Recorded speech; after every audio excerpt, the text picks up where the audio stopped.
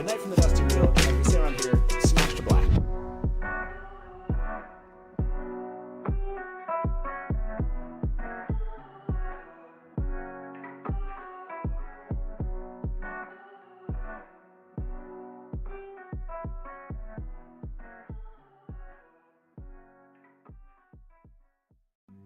If you want news and rumors that appeal, welcome to the Dusty Wheel. Hey, welcome back to the Dusty Wheel.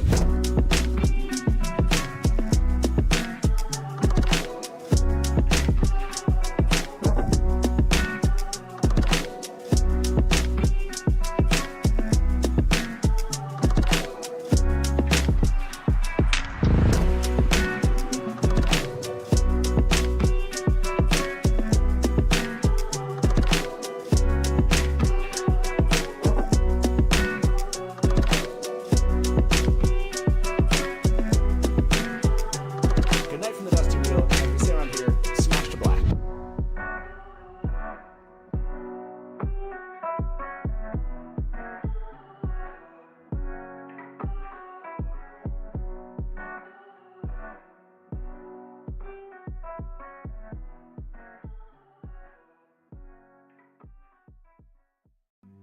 If you want news and rumors that appeal,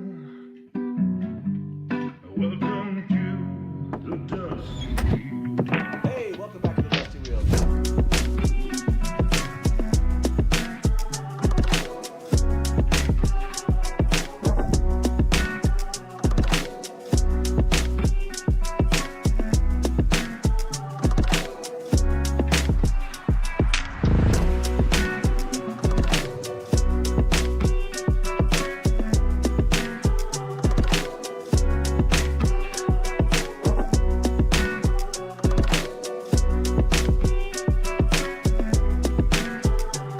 Good night from the Dusty Wheel, and we say around here, smash to black.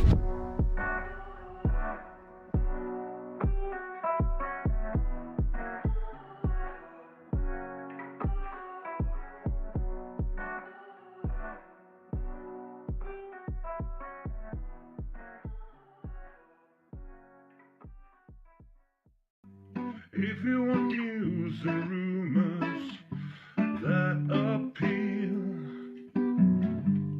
welcome to the Dusty Wheel.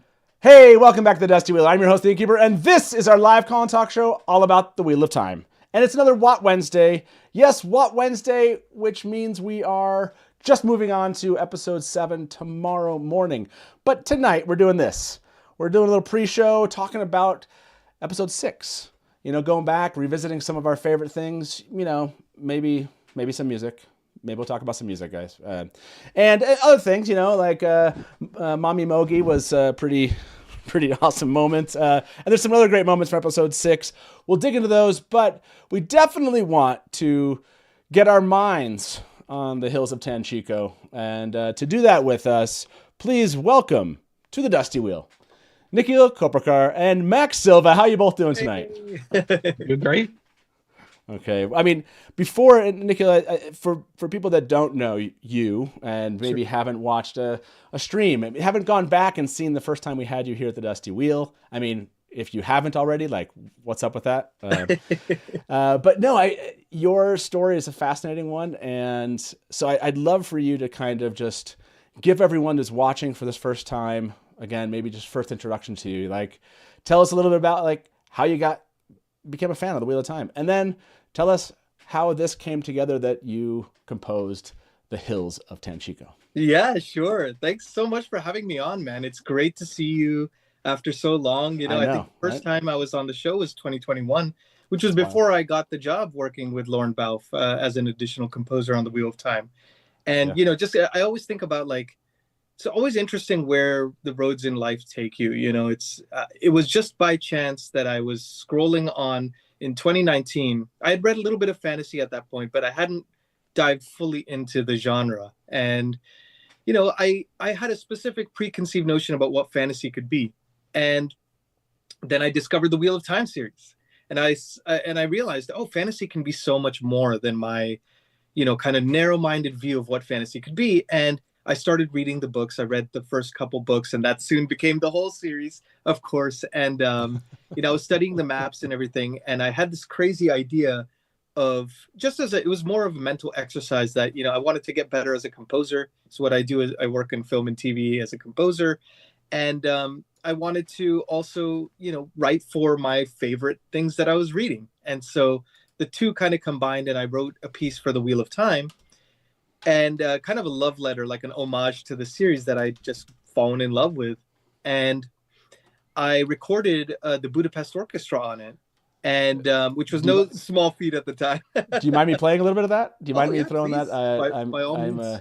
Yeah, I mean, like this was, I think, yeah, I mean, this is definitely how things came to be. Like, I remember people sharing this, and this one's off of the site. And so I'll just play this, just a little bit of it, and then you can kind of, talk us through. But I just want to remember, if people haven't seen this or haven't heard it, yeah. let me throw this up there, and let's enjoy a little bit of this.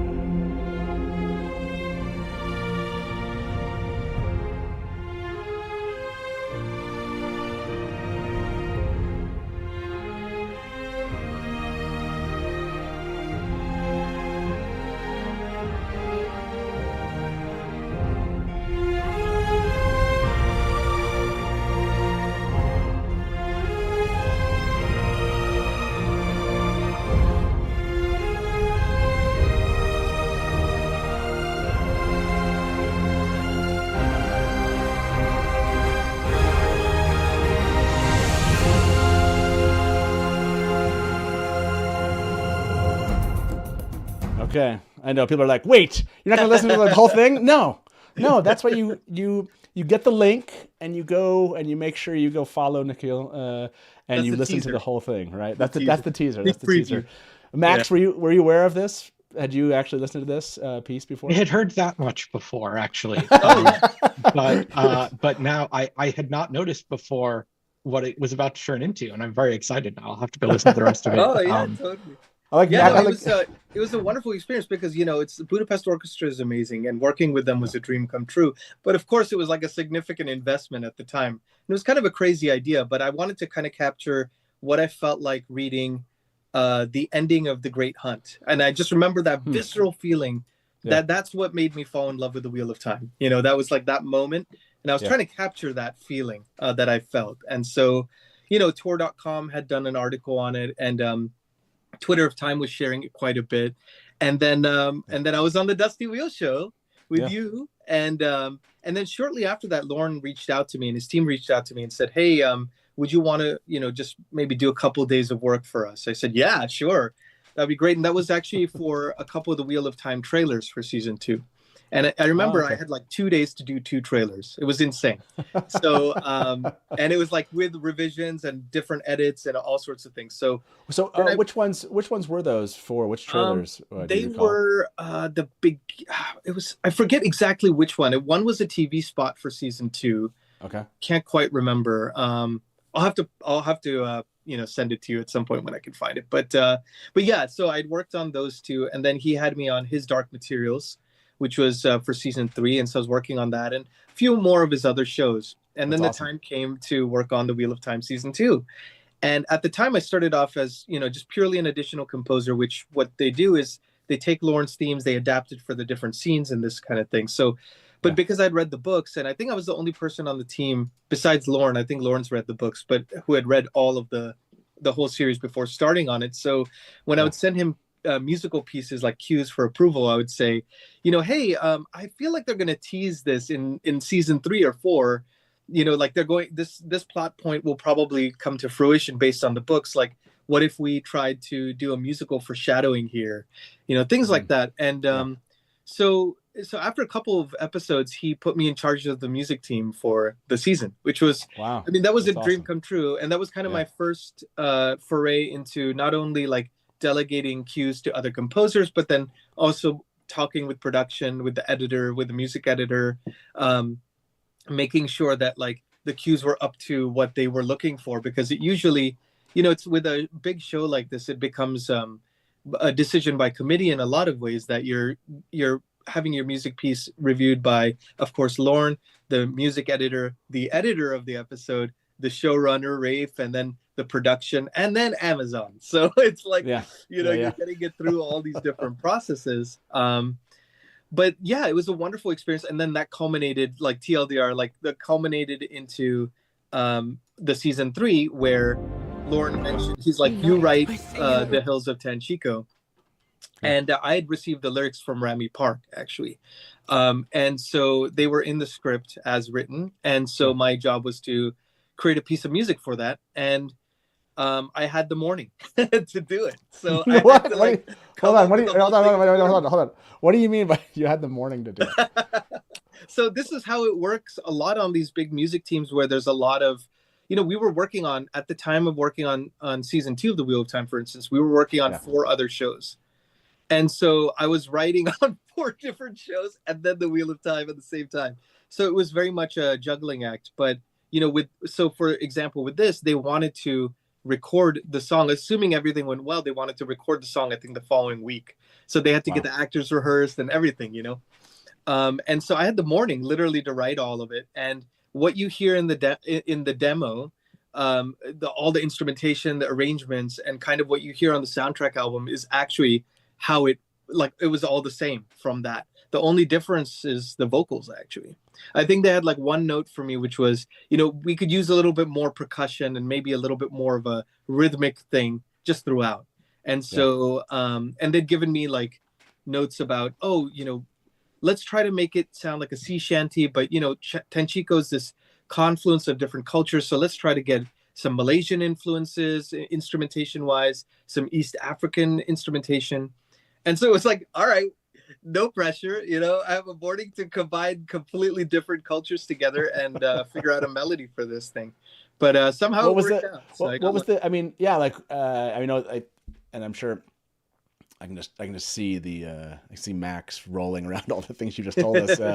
But I guess my first thought there is like, how did what was that first moment, that melody? Like, did it just come to you? Was it just like they said, the mix of this? Or I guess that process is different for everyone. So what's your creative process to get to, you had the morning. So how did you get to the melody on that morning? Yeah. So sometimes pressure can be a really good thing. Sure. I know it is for me. I could probably spend, weeks working on it and maybe it wouldn't be as good. I don't know. It's like sometimes when you have less time, but for me, I grew up listening to scores with melodies in it, and I love melodies. That's like my favorite thing.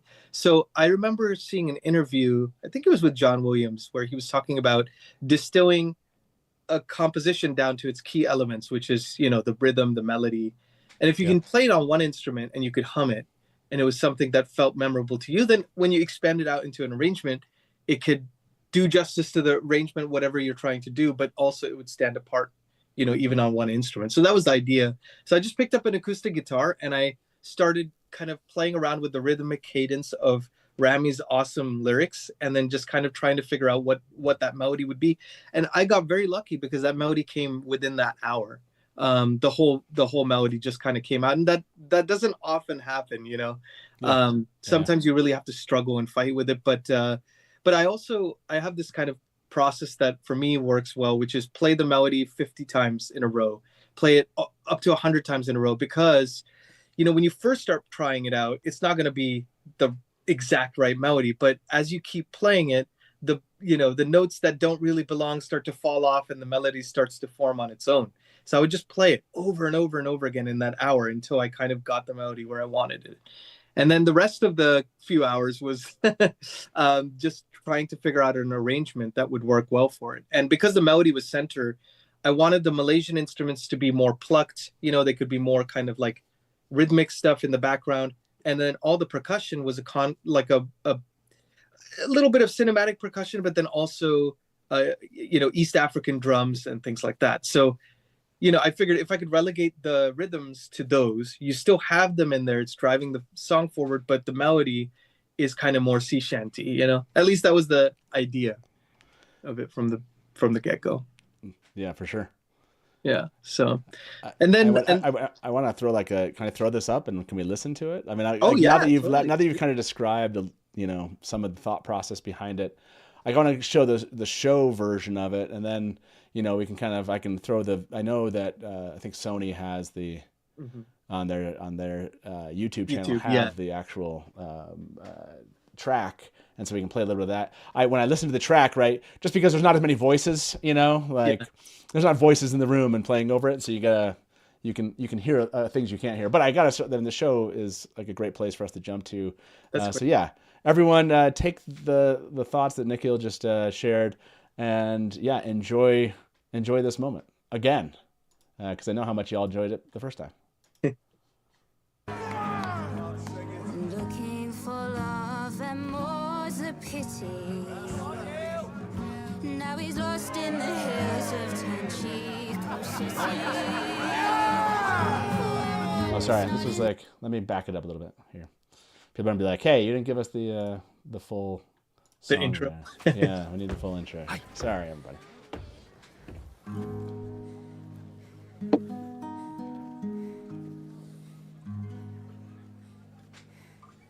I'll tell you a tale of a lad of 20, a terror-born boy with coin aplenty, looking for love and more's a pity. Now he's lost in the hills of Tanchico city. One's not enough and three is too many, and two bring a man to his steez. Hey! Hills of Tanchico. The hills of Tanchico.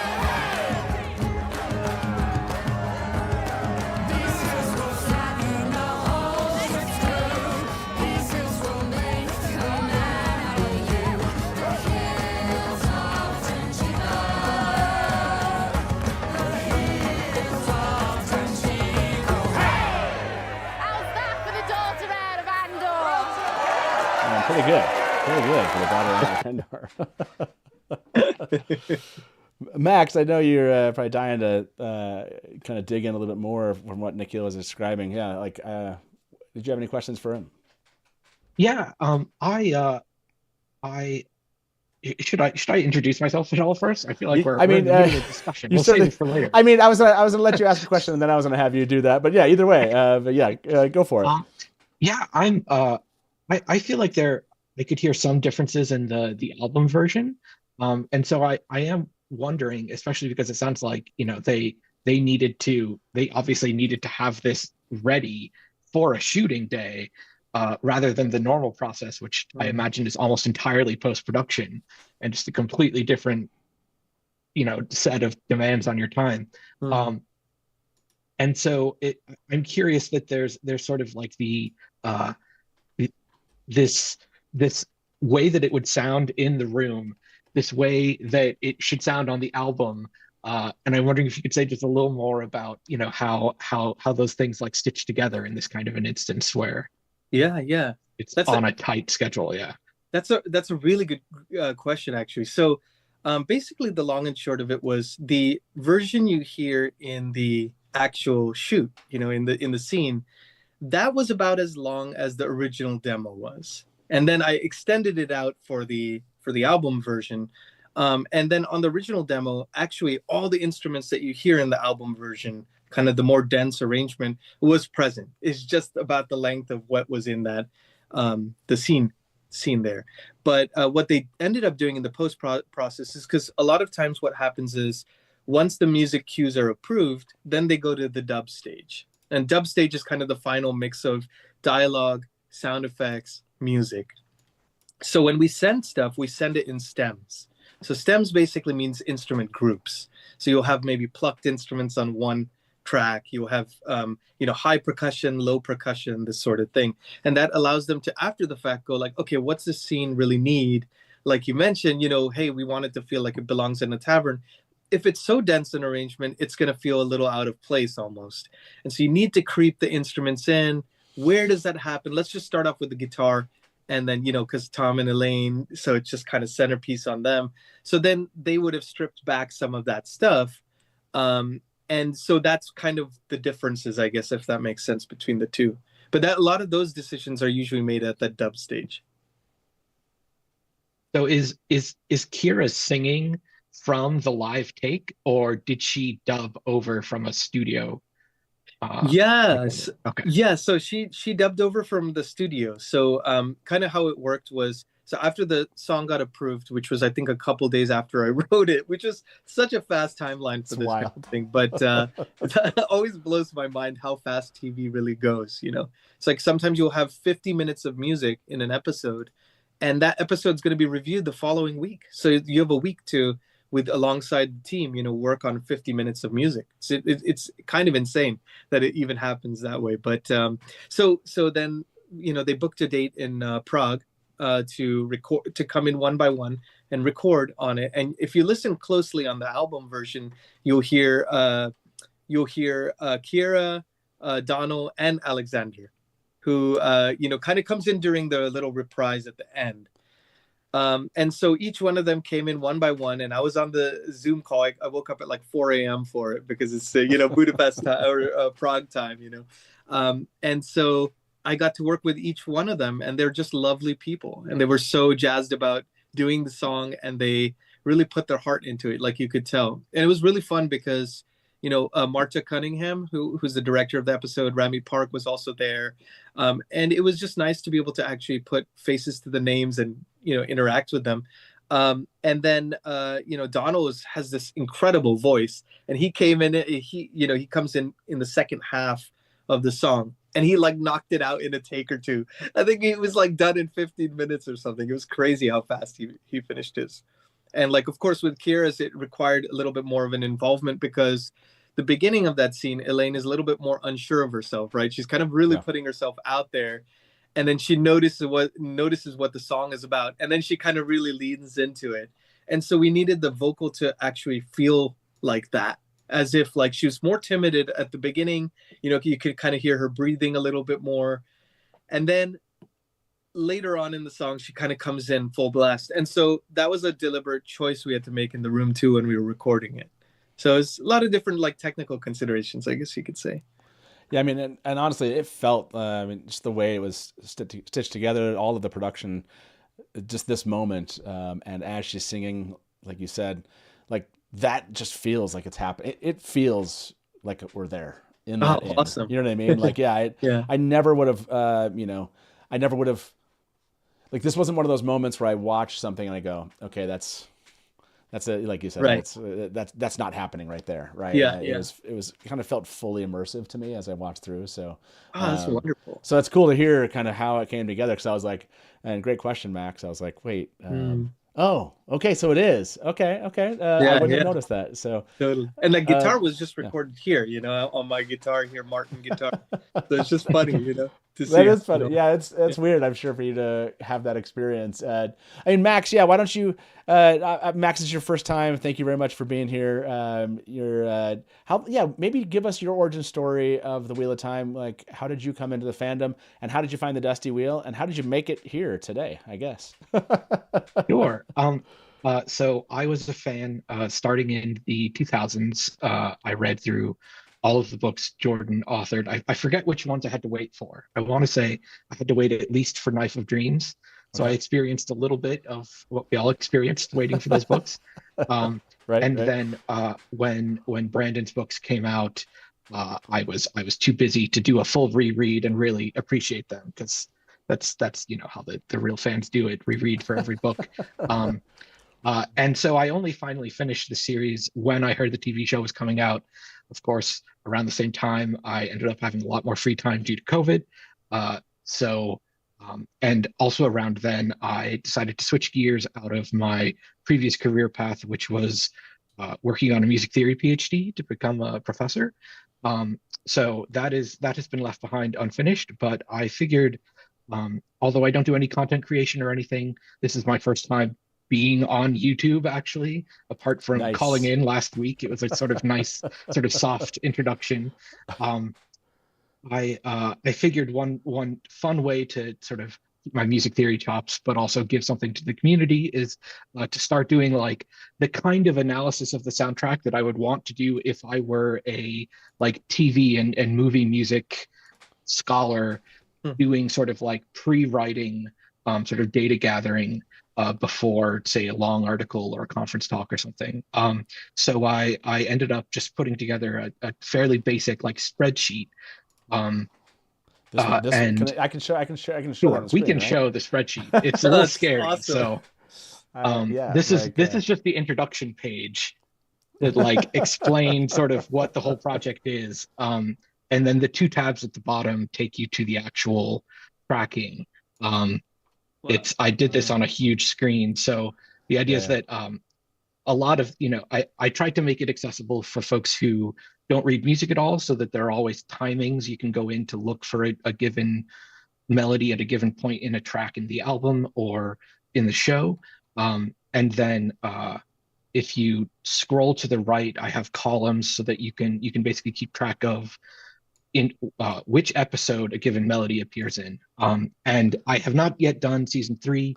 I think I'd actually like to turn this into more of a database so that it's in like currently it's very difficult to sort of, what's happening at minute 22 in episode 306. Right. That's good. You need to know what you're looking for already. So it's but it has been up. I've heard some folks enjoyed using it. It certainly am happy. So this is posted on my Blue Sky. I put this version on our Watt show, the Reddit, the subreddit for the Wheel of Time show. And I'm happy for folks to use it if they want. I know that there's a lot that I've missed. So I'm happy for folks who want to do their own stuff. This page is, I wanted to keep separate sort of an exhaustive side-by-side of the tracks from the, I guess you could say, the soundtrack albums proper rather than the theme albums. Because with Wheel of Time, it's one of these great shows where we've been lucky enough to get up until this season, and who knows, perhaps if the money happens, we might still get it for this season. But we get, the album full of finished tracks that stand on their own, that present a theme with a descriptive title. And then, for season 1, we had 3 volumes of soundtrack. For season 2, we had 1 volume of soundtrack in addition to that theme album.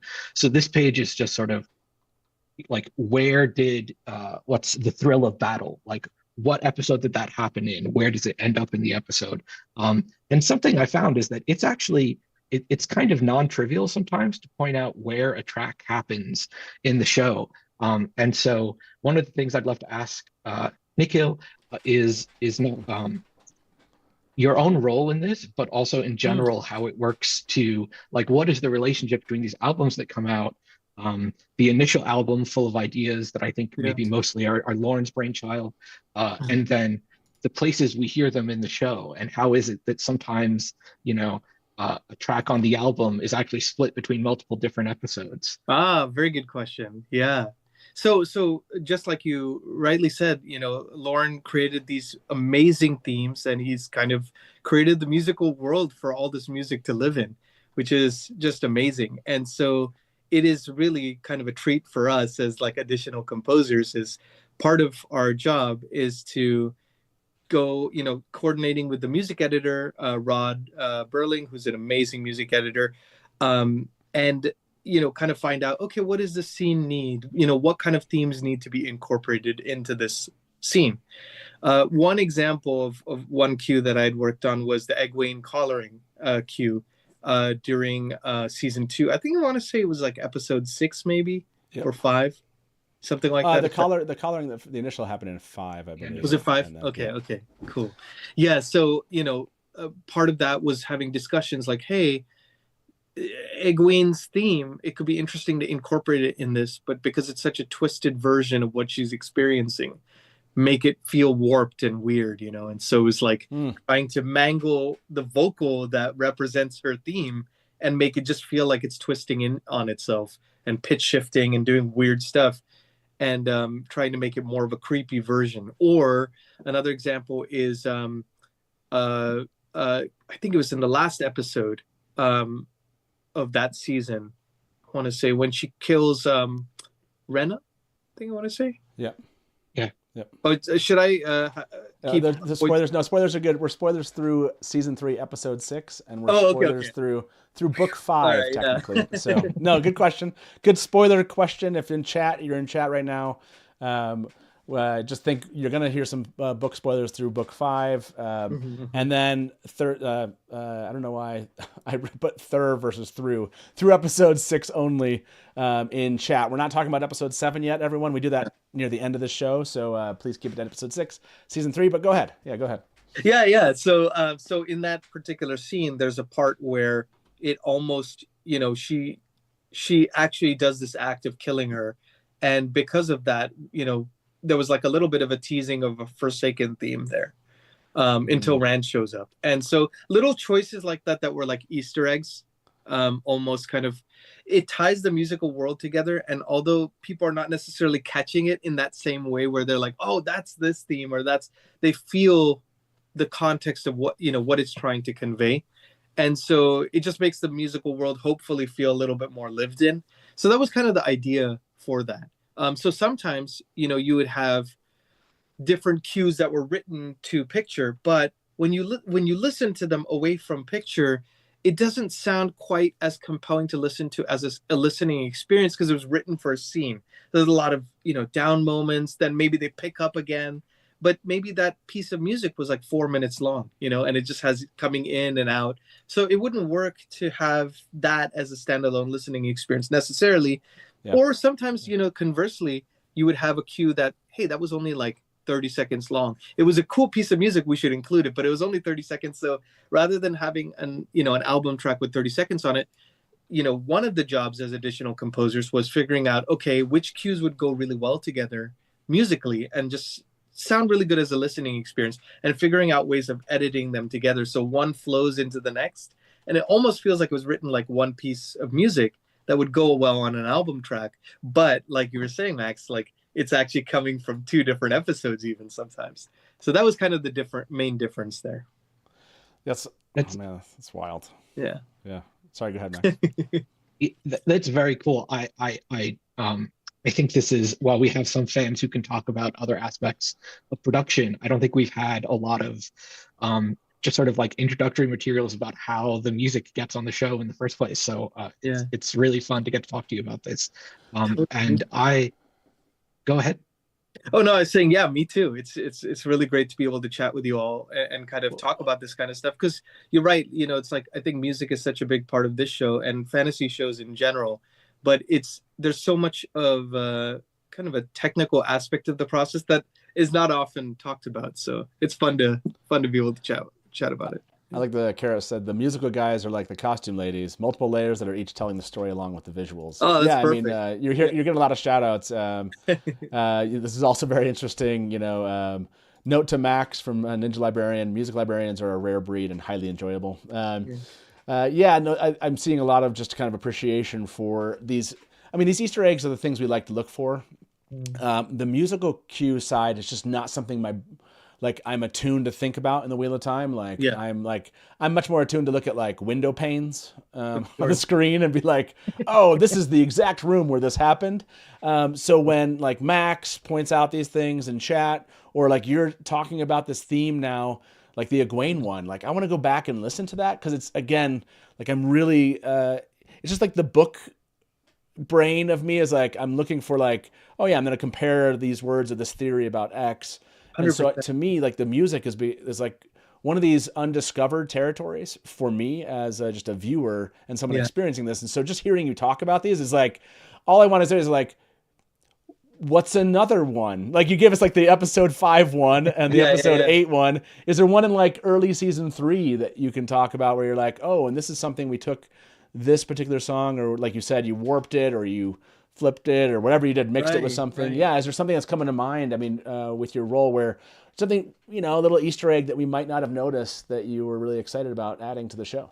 So I was gonna say is for season 3, my primary role on this one actually was just working on Hills of Tanchico, because at that time I had a couple other projects coming up that I was like, I need to kind of devote some time to that. So it ended up becoming that I ended up working on the standalone song. So I would be curious actually as well, and I have to like listen to some of the soundtrack album and kind of compare it to the episode. But actually to that point, you know, I think this was the case in season 2 and definitely in season 1, where, you know, piece of music, it's sometimes also harder to discern it in the scene, even if you know music really well or if you are very heavily invested in the music, because let's say a piece of music is written in a way that the show likes it, you know, the show production likes it, but then it's like, oh, this is actually a dialogue heavy scene, so how many layers can we remove from it and still make it retain what is good we liked about the music, and then also have it not intrude in the dialogue. Sometimes, you know, when there's such good acting in the show, you don't want to overshadow, you don't want to overstep. So it's about removing stuff and then still retaining what they like. So that's a back and forth dialogue also between production and the music team. So, and so what ends up in the show, and then of course, once it's mixed with everything, it's going to feel different than the cues that we're originally delivering as well. And then how it's perceived, you know, when people watch the show.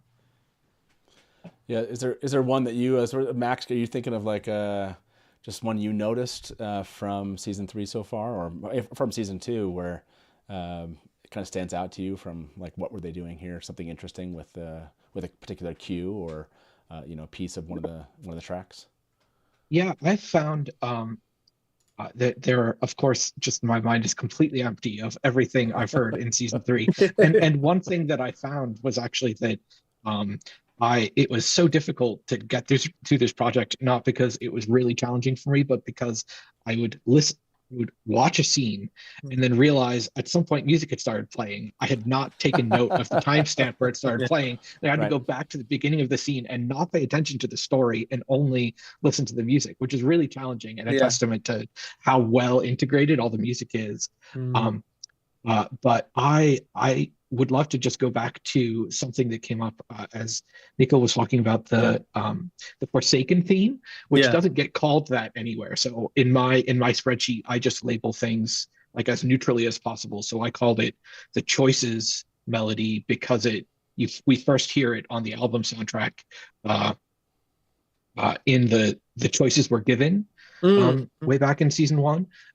And we hear it first in Breen Spring, where we get the first mention of a Forsaken when Dana says a Shamail at the end, right? But really, when we hear it, it sounds like it's just sort of music that's for the mining town and the kind of misery of the people who live there. But that meaning kind of morphs into, this is the reason some people turn it to the shadow, because they've experienced a life that's so unfair that they've decided to either take their power into their own hands, or they want to end the turning of the wheel in the first place.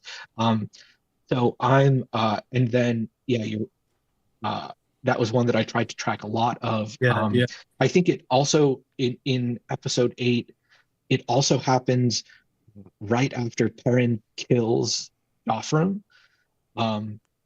And it strikes me as this, like, it's often associated with Lanfear in season 2, but it also just indicates that anybody can be swayed away from the light, and there are going to be degrees and choices that they make that will turn them one way or the other. So it was so cool to hear that, and I'm wondering, is there maybe you can speak to it most in season 2, unfortunately, but is there like a whole sort of hidden discourse amongst all of the assistant composers as to, like, okay, this is what we actually call this melody, this is how we're actually using it, like, this is what we're trying to make it mean, and also what we're trying to make the scene mean when we use it.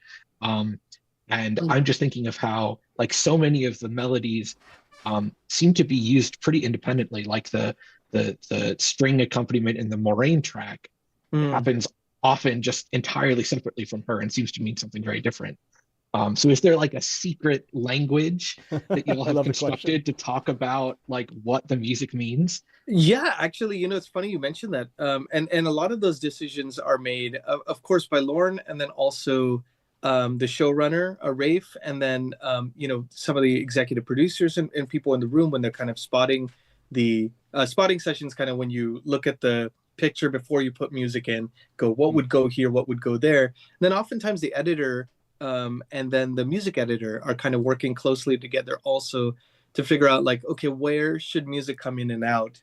What should be the technical parameters for that? And then also, which themes do we want to include where? And sometimes things signify the character, sometimes some signify the feeling. For example, I forget now, it might be the on the season 2 soundtrack album, The Bond That Can't Be Broken or Cannot Break, I think it might be called. And it's funny also because a lot of these names changed between what the cues were called and then what the album track names. It's like, because you're thinking in terms of the album, oh, it should be named in a way that would be interesting for the album, listener. So that was kind of a variation of Moiraine's theme. The idea that like when she's kind of lost her power, ability to channel, and it's kind of got this like almost morose, plodding version of her theme. So oftentimes, we would be doing variations of the existing themes, like, hey, let's do a more somber version of this particular theme, let's do a more action version of this particular theme, so we have colors to play with throughout the episodes, because sometimes you wouldn't want to just have the theme announced every time the character comes into the scene, but it would be like, what's the context? Is there subtext that like Moiraine is grappling with something, it's an inner kind of a conflict as well.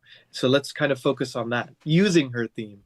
And so I don't know if that makes sense, I guess, or maybe that's a long-winded answer, but I think that's kind of what it is it's a bunch of people making those decisions, and then it's figuring out not only who is it about, and then also what's the subtext of that scene. Now, there's one that comes to mind. I think, Max, did you point this out in episode 4 for the what do you call it? Like the right off the title card. The title card. Yes, I mean, Nikhil, I'm assuming you saw this one or you've heard this one, but I'll just play this just to remind ourselves it's just a cool moment here. Oh, I probably should turn the sound down. Here we go.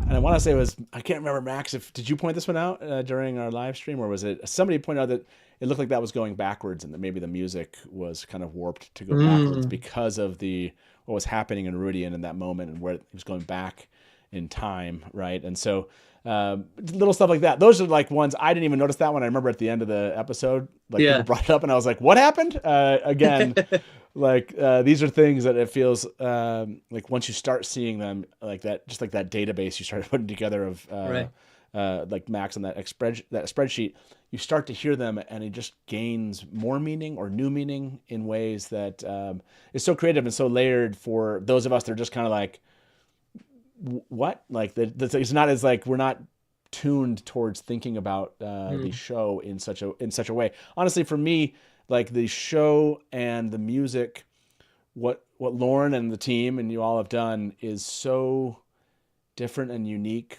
for the genre. I've never heard fantasy this way, right? Like it's just, it's to me, it's like I was ashamed that there aren't more awards that have been won by what's been done for the albums for these seasons, because it's just so memorable. It's in ways that it just doesn't call back to just everything that's already been done. I don't know if that makes sense. It's just so unique. I personally am such a fan of what Lorne has kind of created with this score, because I think I remember reading somewhere that they had conversations about, let's not make it a traditional orchestral score, kind of like how you would expect in Lord of the Rings or something, because the Wheel of Time is such a bridge series. It's not traditional in any respect, I think. Especially after the first book, it really takes a hard left turn and becomes its own thing. So I feel like the way they capture that musically is just incredible. It's just using, I know they'd used crazy instruments. I mean, there's the Carnix was used pretty frequently, I think, in seasons 1 and 2, which is an ancient Celtic horn that's like really, it's like 6 feet tall, and it needs an auditorium to be rented out so you could record in there, and stuff like that. So there's a lot of attention to that detail.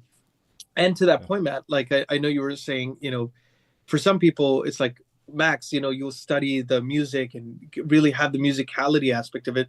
And then for Matt, maybe you don't necessarily catch all those things, but I think it's great sometimes to have them, because even if you don't catch it, you feel it.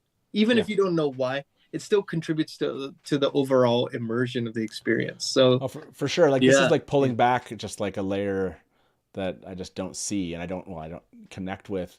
But then I see it, and then I appreciate it in the same kind of geeky way that I appreciate all of the kind of layered approach that Robert Jordan had to writing, right? And just like people brought up like foreshadowing, like cues in like the music and the sounds is such a unique way of taking just something that Jordan was just so good at, and adding that to kind of enrich the Wheel of Time TV show. And again, things that people just, they won't see, and they won't see it in the second time, third time, fourth time. But then somebody shows them or somebody mentions it or finally hits them, and they're like, oh, and they can appreciate it in a different way. So, yeah, just I love that stuff. I saw some questions in chat I want to throw up here. Rocky Outcrop said, I'd like to ask him if he imagined or even created any music when reading the books. When he came across a song or a poem, as a musician seeing the lyrics in print, did he try it out for fun? Was there anything you ever, when you read the books, Nikhil, where you were like, oh, I want to try to come up with something like a poem or a song in the books, and try to come up with a tune, if you will, for that? That's a really good question. So I never got a chance to really do that. And now that I've gotten a chance to do this Hills of Tanchico tune, I kind of would love to go back and revisit some of those, because I think that would be just a blast to do. It's like the only thing that comes closest to that is really that original Wheel of Time pitch. The Budapest Orchestra one was really, Phalme was like the blueprint for me, kind of what that might have felt like, or what a reader feels like experiencing that. So maybe that's the closest it would come. But as far as like in-world music to try, I haven't gotten a chance to really explore it. But I was really happy that they were down to kind of jump in with both feet on that with this song, because I think that was like one of the things that I loved about Robert Jordan's writing and the world he created was, he had these moments of darkness, of course. Like there was a lot of darkness, especially in some of the later books, but there's also moments of levity. There's a haughtiness about it. There's a little bit of a, bodiness to the songs. And there's a little bit, it's the contrast. It's the power of contrast. And I feel like season 3 really captures that in a lot of ways, is the contrast. There's a lot of dark moments. There than these moments that are completely opposite. I mean, doesn't the moment, aren't they, I think this the Moghedian moment after this, after the Hills of Tanchico, right? You're like in the inn, and then all of a sudden this really, really, really dark moment with Moghedian and Nynaeve and Elaine comes in. Another question from Rantal Moore said, what other cultural inspirations were in mind when choosing which instruments you'd use in the music? I know you mentioned Malaysian. Was there, I don't know if there are other aspects to that, excuse me, to that inspiration side or the cultural side that you were hoping to kind of mix, and how you did that? Yeah, that's a good question. So I've been fascinated probably for almost 10 years now with that idea of taking instruments that, been played the same hundreds or maybe even thousands of years and recontextualizing them, not to appropriate them, but to integrate them into a sound that feels like, hey, I can't tell where this is from. I think that's always really interesting, because if you have, let's say, for example, an Indian instrument, because I grew up in an Indian household. So speaking to that as a thing, if you were to take a tabla or like a sitar, it has a very distinctive sound. If you were to just put that into the show right away, people would feel like, oh, that sounds Indian. But if you were to take it and reprocess it, have it played the wrong way, the non-traditional way, and then suddenly people go, oh, that sounds otherworldly, but I don't know what that is. And that's always a good place to be. It's not to know where one culture starts and the other one ends. Similar to what I feel like Robert Jordan did with his writing, actually. When you think of the Sean Chan, like, you don't think of the cultures that are inspired by it, but it does feel like a confluence of those things. So that was one thing. And then the second thing was also, I think there's ways to make it feel like fusion versus integration. So a lot of fusion music, which incorporates different cultures, you'll see Western instruments playing, say, Indian scales or something. Maybe violins are playing, with the microtonal movements that you hear in Indian music, but then it sounds like Indian music still. But if you take those Indian instruments and you bring it into a Western landscape, now what does it sound like? It doesn't quite sound the same as what you expect, what your ear expects. So that was kind of the idea, is like, let's use the sea shanty and the Celtic idea as the springboard. That's the kind of the main through line through the song. And then the supporting instruments, and maybe even little melodic little phrases here and there that kind of pop in, which when you hear the album version, you hear them a lot more.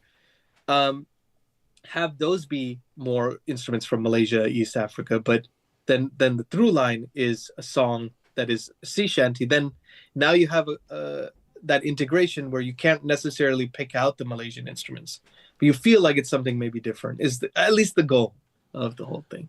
Yeah, no, I mean, what you just said, like taking that Indian sound and bringing it into like a Western context, and then it kind of loses maybe someone's immediate reaction to what this is, and then they're not trying to like place it as much. That's right. And so I mean, I noticed just online when I first got online to look for Wheel of Time, and I started reading like things fans had already written by then, and this was like in 97, and people were already like talking about like the dissection and digging into Robert Jordan's and like all the influences. And I remember like reading some of these things and going like, oh, again, I think he did a good job. Now I was 15, 16. I got the timing. I guess I was 21 when I did that. But like, I hadn't really connected with this idea. I understood he was referencing some things, but I didn't see all the layers to it and how he was planning to mix them in such a way as to not be so kind of like, oh, that's exactly what that's what this is from. This is what, and it feels like that. Maybe that's why I just think of the music as just so original, because they just don't place it. It's not immediately like, oh, that's what this is. Oh, that's what that is. Yeah. And that's where this belongs. And so, like you guys have, done a fantastic job in that way. It's awesome. I mean, I think that I've learned so much from, being on that team for the better part of 2 years. Was I saw how Lorne kind of treated. He was always about making non-obvious choices from the get-go. And sometimes I'd send him cues for approval, and he would say, it feels a little too on the nose. Let's try to vary it up. Let's do something they won't expect. And that was always his thing. So it was a really great learning experience for me as well, is to see how the team operates on that scale. And then also, hey, what if let's make a list of choices. Let's try the non-obvious one, see where it takes us. Because if you start from a different vantage point as a starting point, then where you end up is going to be that much more different. So I'm sure, I've spoken to writers, I've spoken to other people in, various aspects of film. And it seems to be that idea that like, if your input is different and your output will be very different, Yeah, 100%. And Max, I see you have a question. I just want to remind everybody, this is a live call and talk show. If you have a question for Nikhil, or for Max, or for me, we are going to get into other episode 6 discussion here. 2 other guests are going to join us. It's going to really rock us around here. But I hope you're all kind of, I'm seeing a lot of love for just this whole, like, I agree, Lottie, this is a fascinating conversation. Yeah. I love that. Again, I grew up in a musical family.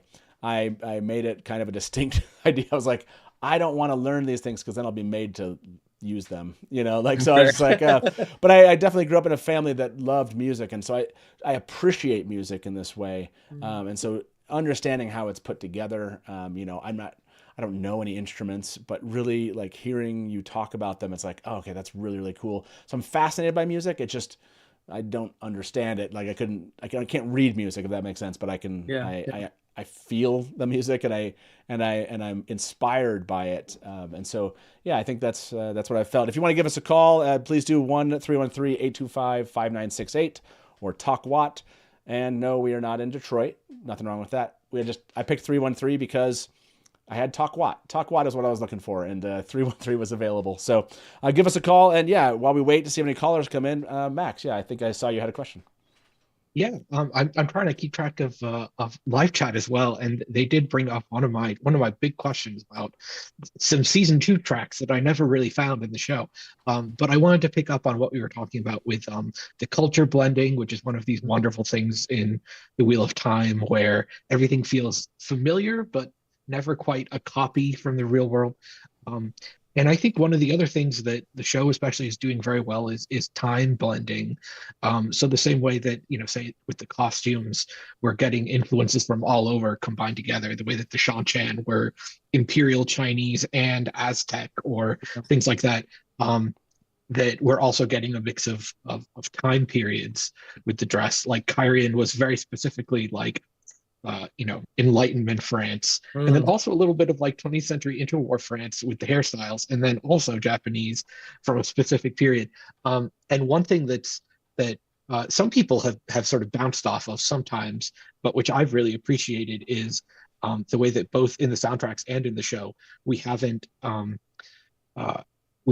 hearing sort of only period instruments. Nor have we been hearing only sort of people's imagination of what a period instrument would be when, if, for instance, there's nothing about the modern symphony orchestra used by Howard Shore in The Lord of the Rings that's actually from a medieval period that would be recognizable within that world. And given that some people have to bring us back to episode 6, we have, I think, for the first time I've ever heard it, fantasy dubstep now on the album with Tanchico City. And I didn't notice any of those little melodies and different elements of the rhythm track ending up in the episode yet. But I'm wondering, like, how is it in terms of calibrating like the right level to push how many times are we going to have electric guitars, and how noticeable should we be, and when we allow them to be noticeable, when do we choose that, and other things that are like, how do we not break people's immersion but also do something that's different and that is appropriate for a post-apocalyptic fantasy story. That's a really great question. I wish I had like more of a definitive answer to it, because of course Lorne was in charge of those decisions, and then speaking to Rafe and the production was kind of figuring out like, how much do we push it, how much do we dial it back.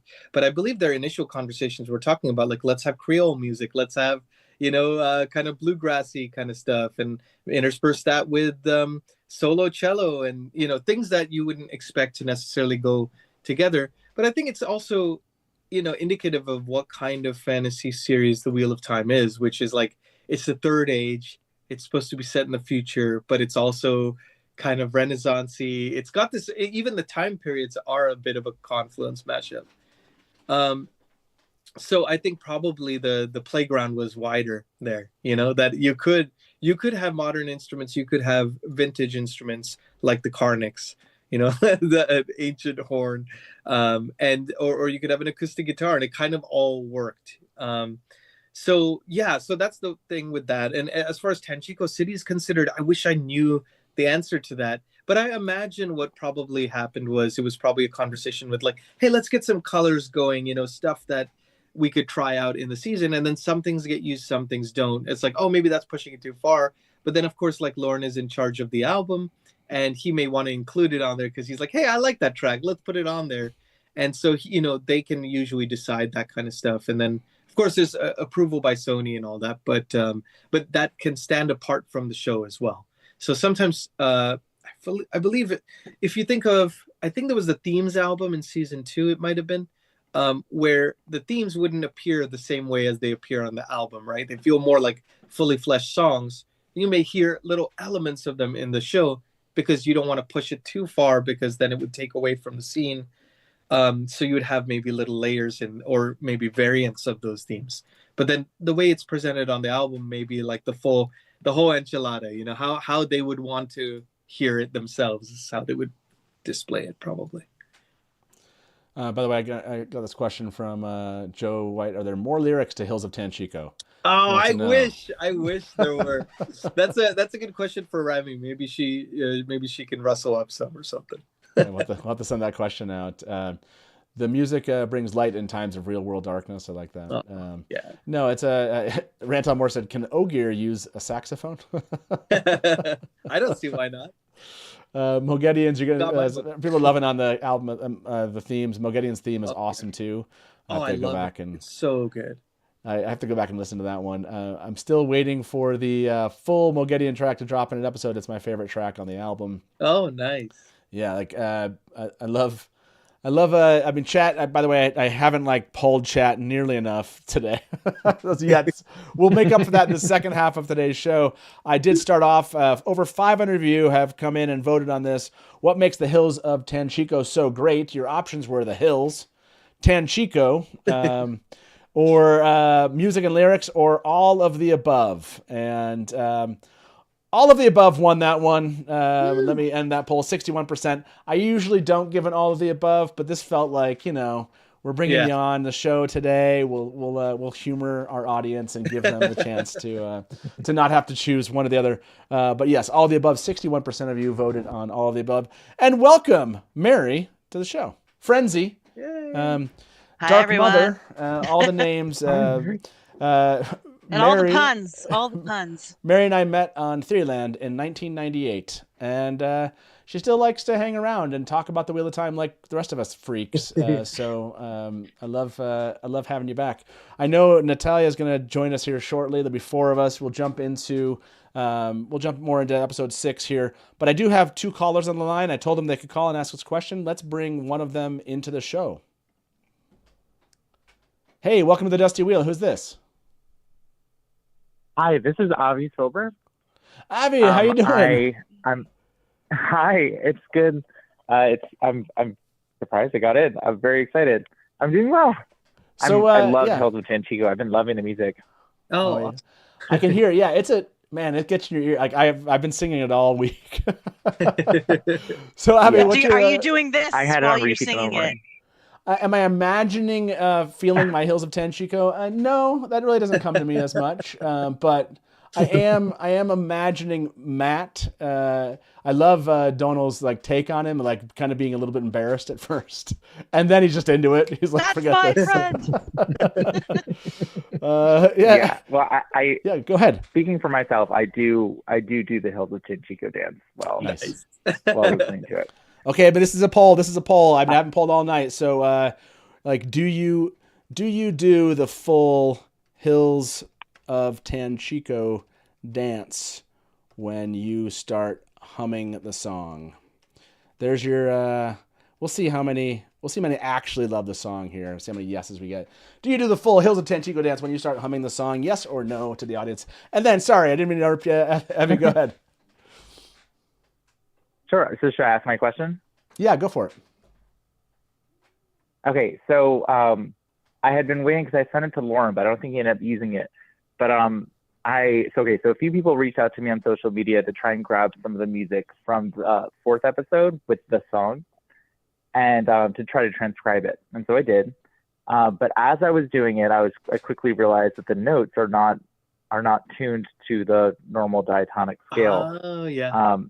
And what became really interesting was when I realized that it seems like it's literally 50 cents. So for those of you that aren't familiar with these words, if you think of like 2 notes on a piano, like right next to each other, a half step apart, they're about 100 cents is how we describe it between them. So something that's 50 cents detuned is right in between the notes, which means all the notes in diatonic scale would be right in between them, and no note on the keyboard would be in the key of the song.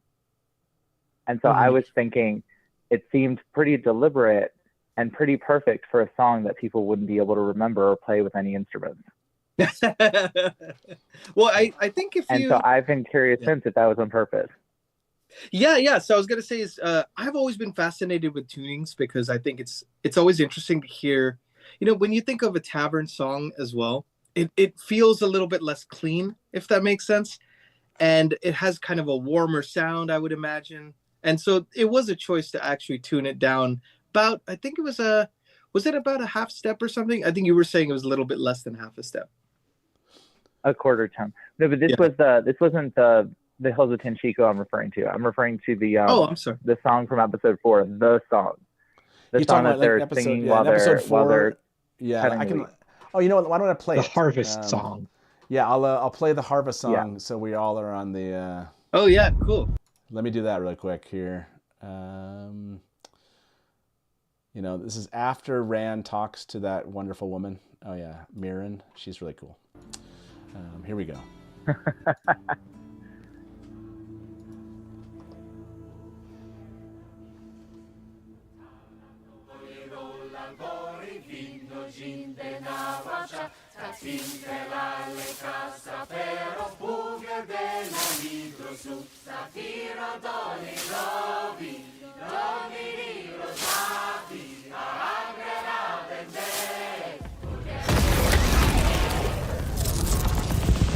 Song interruption there, folks. Song interruption. That's a really good question, Avi. Actually, I wish I had a good answer for you because I was unfortunately not involved in the production for that particular song. I'm trying to think of who. I'm sure someone on the music team would be able to let you know, but I'm not quite sure. I'm sure it was a deliberate choice with these things that often are, but I'm not sure like the reasoning behind it or kind of how it came to be. Unfortunately, sorry about that. No worries. No, I think that's a great question. Thank you so much for all of your amazing work. Oh, thank you so much. I really appreciate that. Yeah, Avi, what's been your favorite, before we let you go, what's been your favorite episode so far of the season? Oh, that's so hard. I feel like no pressure with our guest here. No pressure with our guest here to say episode 6. You can say any. I will say that it might even be that the Hills of Tanchico was my favorite part of this season so far. Oh wow! Okay. And that's not pressure from the guest. That's just I also love music. I love songwriting, and there was just so many moments in that scene that just brought so many of the characters to life, and also just like you just get to see so much happening, right? Like even from the like subtlety of Elaine figuring out what the song's actually about, despite the fact that she like learned it because she had to study other cultures and stuff, and then having to like get into it, and but even there's the refrain, and then there's a scene in between that has Nynaeve and Min doing their thing, and so like there's so much stuff that happened right then that I absolutely loved. So. I don't know if I can say which was my favorite episode. I mean, 4 was really good, but like I think everyone's saying that, so it feels a little cliche. But I'll go with this episode entirely because Egwene is my favorite character in the series. Oh, nice. And whenever I get to see her really be like emote, and you really get to see like the depths of like she's just such a strong character. And so when she was facing down Rand in this last episode was a pretty great moment. And we have a running joke with my wife and I that we've always seen ourselves as Perrin and Fael, and it's not just the height difference, although that's there. It's actually really cute. Every time Fael's on screen, she goes and stands next to the TV and looks at me and it's like, it's me. I'm gonna go with this episode. But my favorite part of this episode was Hills of Tanchico. Oh, that's awesome. Nice. So happy to hear that. Yeah. Well, Avi, thank you very much for giving us a call, man. And we'll, hopefully we hear from you soon. Thank you for giving me the time. Of course. Absolutely. We'll talk to you soon. Thanks. See ya. Bye-bye. I just have visions of somebody trying to figure out like American culture is maybe the West Coast or whatever, and they listen to Sir Mix-a-Lot's Baby Got Back. And that's kind of what this was. And I'm all for it. It's great. But people were asking for I think it's the moment Matt comes in and starts singing in the second portion when they come back, right? Yeah. You get Matt. So we'll play that for everyone. They were like, play us the other part. So here we go.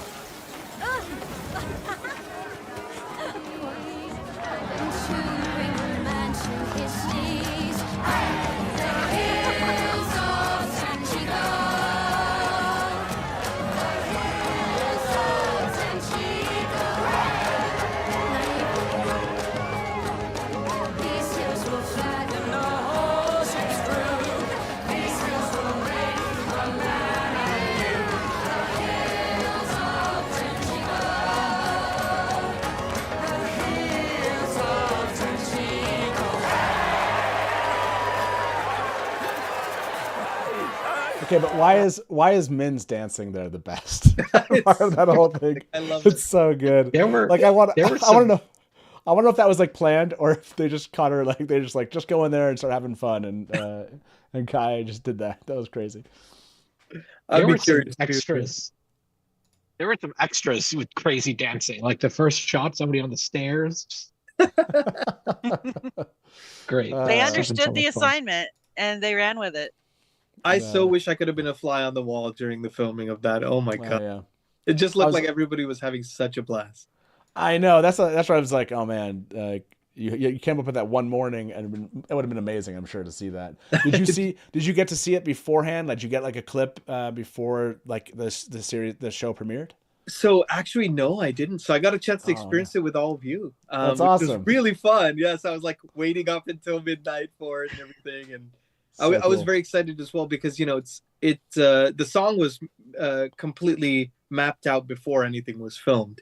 Yeah. And it was because it all had to be approved, the timing of everything, because it would all be acted upon, to the timing of how it appeared in there. And then having Donald come in for that like little reprise. I forget who came up with that idea. Now I'm trying to think about it. But yeah, and then that of course influences how it's filmed and then where it's presented in the show too. So it was really fun experiencing that aspect of it with all of you too. By the way, I just want you to know that I put this comment up here. Sky Squirrel said, I can't wait for the JordanCon and WattCon dance parties. Oh, like, yeah. This is absolutely going to kill on the dance floor. Like everyone, it's going to be hilarious. And there'll be so many videos of Wheel of Time fans, touching their Hills of Tanchico. Yeah. I need you all to send me videos of this too, because I will be living vicariously through you all for JordanCon. But I'm going to see if I can make WattCon because I think I checked the dates and it might be possible. So fingers crossed, Yeah, no, that'd be awesome. I'll be at both. So awesome. I can't wait to see you there. That'll be great. Yeah, that'll be awesome. By the way, 230 of you have voted on this. Do you do the full Hills of Tanchico dance when you start humming the song? Only 37% of you really get into the full dance. That's okay. Me too. That's fair. We're going to take one more caller here. We're not going to get, there's two callers waiting. We are going to get to both of them. I want to take one more and talk about the music here, but then I want to jump into episode 6 and do some deep dive there. We'll watch the clip that came out and the trailer for episode 7. And maybe our friend Natalia will join us. I don't know if you want to throw her a message, Mary, and see if she's still planning on joining us. But yeah, let's bring our second caller in. Hey, welcome to the Dusty Wheel. Who's this? Hi, it's Amina. Amina, how you doing? Doing good. Super excited to hear everyone talk about music. Yeah, right. This is what's interesting is Max wrote actually and was like, hey, this would be really fun to do sometime, and kind of had shared that he'd been working on some things. And so when we were like, Nikhil had kind of written to me, we were chatting back and forth of like, hey, we should meet up again and chat. And I was like, yes, we should. And Max would be fantastic. And let's talk about the music of the sound. Like we haven't really kind of dug into the soundtrack and the song in a long time. So Anita, what's your question for our guest here? Well, I do want to ask one of my enduring season 2 mysteries about the music. Okay. But also I have a legit question about season 3 as well. Well, sure. Yeah, we go for it. We can start off with the season 2. Yeah, you can get 2 questions in. You're good. Okay, so first of all, does Last Light ever appear in season 2? Because my spreadsheet is way crazier than Max's. Mine is a lot messier. But I've listened for it so many times, and I need to know if there's a definitive answer on this. Oh, yeah, right. So which is the one you were asking about? Last Light. Lost Light. Okay. Yeah, that was the one that appears on the soundtrack album, right? Yeah. Yes. Yeah. That's a great question. I believe, if I remember correctly, that was something that was written for the themes album. And I don't think it appeared anywhere actually in the show. So that was another one where it was they were experimenting with ideas, and usually at the beginning of each season, that's kind of what they do is, Lauren will be working on new themes, and then sometimes we'll be working on variations of those themes. And some of that stuff majority of that stuff makes it into the show. But then there'll be a few pieces here and there that are left behind that just that idea didn't find a use in the show. And so, Lauren still had an interest of wanting to release it on a standalone music release. So that will be adapted and produced to provide like the best listening experience away from picture, but it might not necessarily have been used in the show. So that would probably be one of those instances. Yeah. Great question. Yeah. Okay. And thank you. Yeah, good question. You got that answered. Yeah. Awesome. Thank you. I was just going to say, I also had that question. So thank you for asking, because I would have felt like a tyrant for asking it myself. Yeah. And I also wanted to ask about the usage of English on the season 3 album, because obviously, like in the previous 2, there wasn't any. It was all Old Tongue. But then, like, I guess Hills of Tanchico kind of broke new ground, right? Like, there's a bunch of new English songs on the soundtrack. I will say, when I first heard it, I was like in shock. Yeah, when I heard that and the dubstep, I was like, whoa, taken so back. Yeah, I was wondering if we hear anyone else sing those songs. I really like Sunset Sorrow. So if we happen to hear anyone sing that, I would love that. But that's cool. I don't know how much. Yeah. Yeah. Like, I don't know exactly how some of these songs are chosen, unfortunately. For example, for Hills of Tanchico, those lyrics were written by Rami Park, who was the writer of the episode. So I was sent a copy of that script, and then I wrote the song to the lyrics. So at that point, the lyrics had kind of already been established.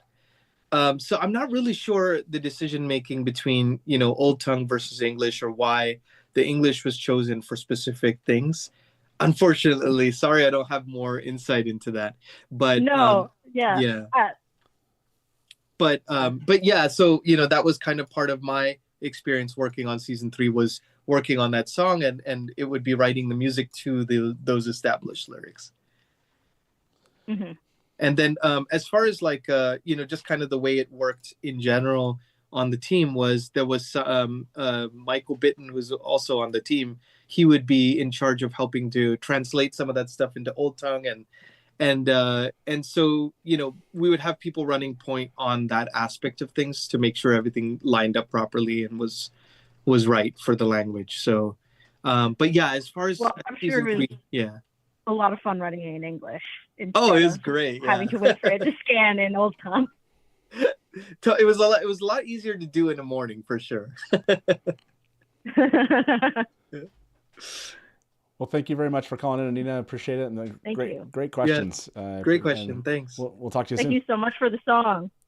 Yeah. Thank you. Thanks so much. Bye-bye.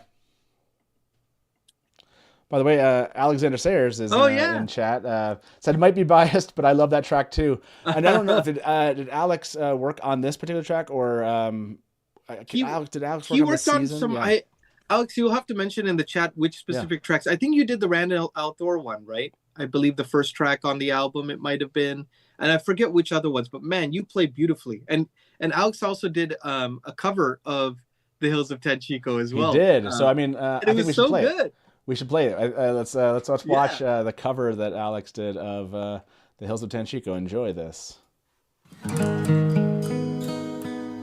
I'll tell you a tale of a lad of 20, a terror-born boy with coin aplenty. When looking for love and more's a pity,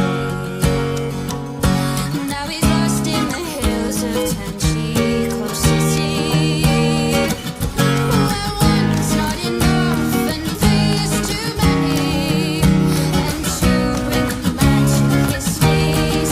The hills of Tanchico, the hills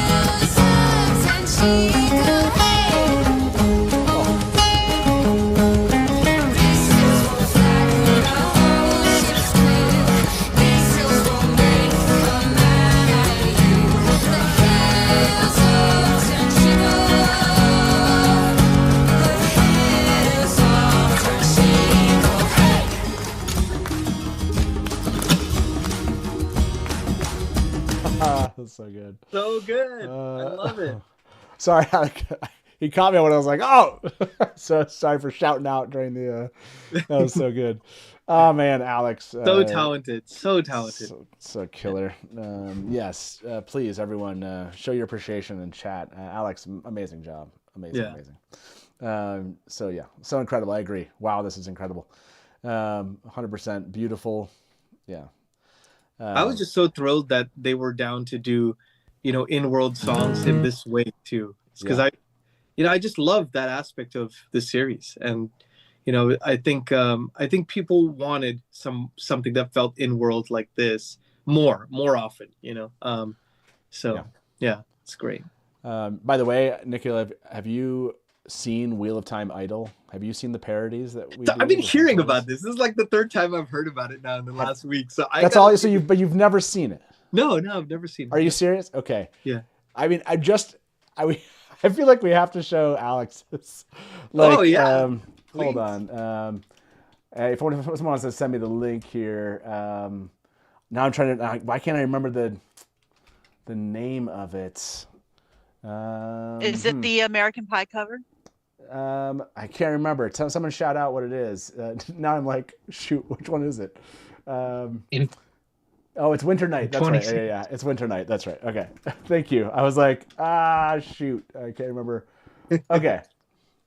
Yes, we're all gonna watch this. It's delightful. It's a music night, everyone. So how can we not, do a Wheel of Time Idol? So yes, sit back and enjoy the beauty that is Winter Night, everyone.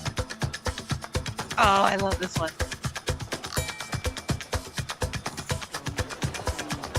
Come on now. If we want our loved ones' souls to make their way back here, we'd best show them something worth coming back for. Hello, testing. Is this thing on? Testing. 1, 2, 3. What's going on, Two Rivers? We are the band of the Red Hand, and you should all know this next one by now. Clap your feet and move your hands. Yeah, looking good. Also, come on down to Master Hightail's retirement party next week. We'll be playing there too. Wait, don't touch my brandy.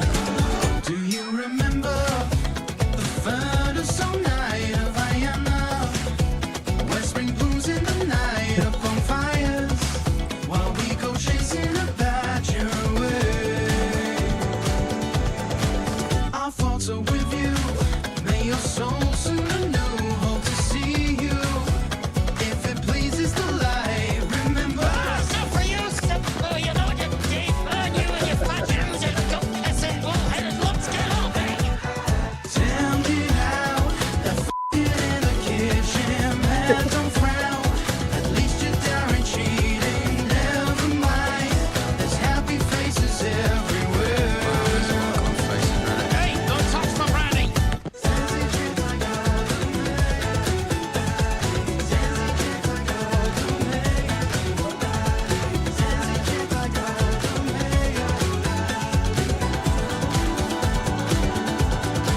That's got me thinking, will we ever find those who went swimming? Guess 90s kill count's not low. I wonder, is it worth it for just a break? Trust the river, last year most of them drowned, gone forever. That's why Tim never found another. Generations were lost in those waves. And now everyone's pissed 'cause a pulsing got deleted. 90s calm, won't return this season. Parent stays, but bad knows girls better anyway. Last bell time, say do you remember that one time? The 90s fish was tender, left no scars. We sometimes dream of rising flames. That face suspicious,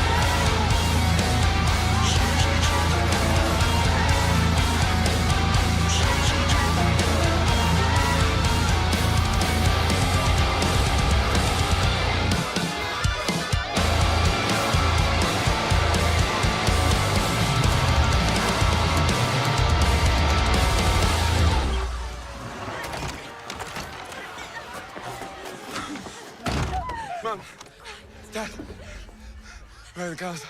They were right here, right? Where are the girls? Where are the girls? Where are the girls? Where are the girls? Where are the girls? Where are the girls?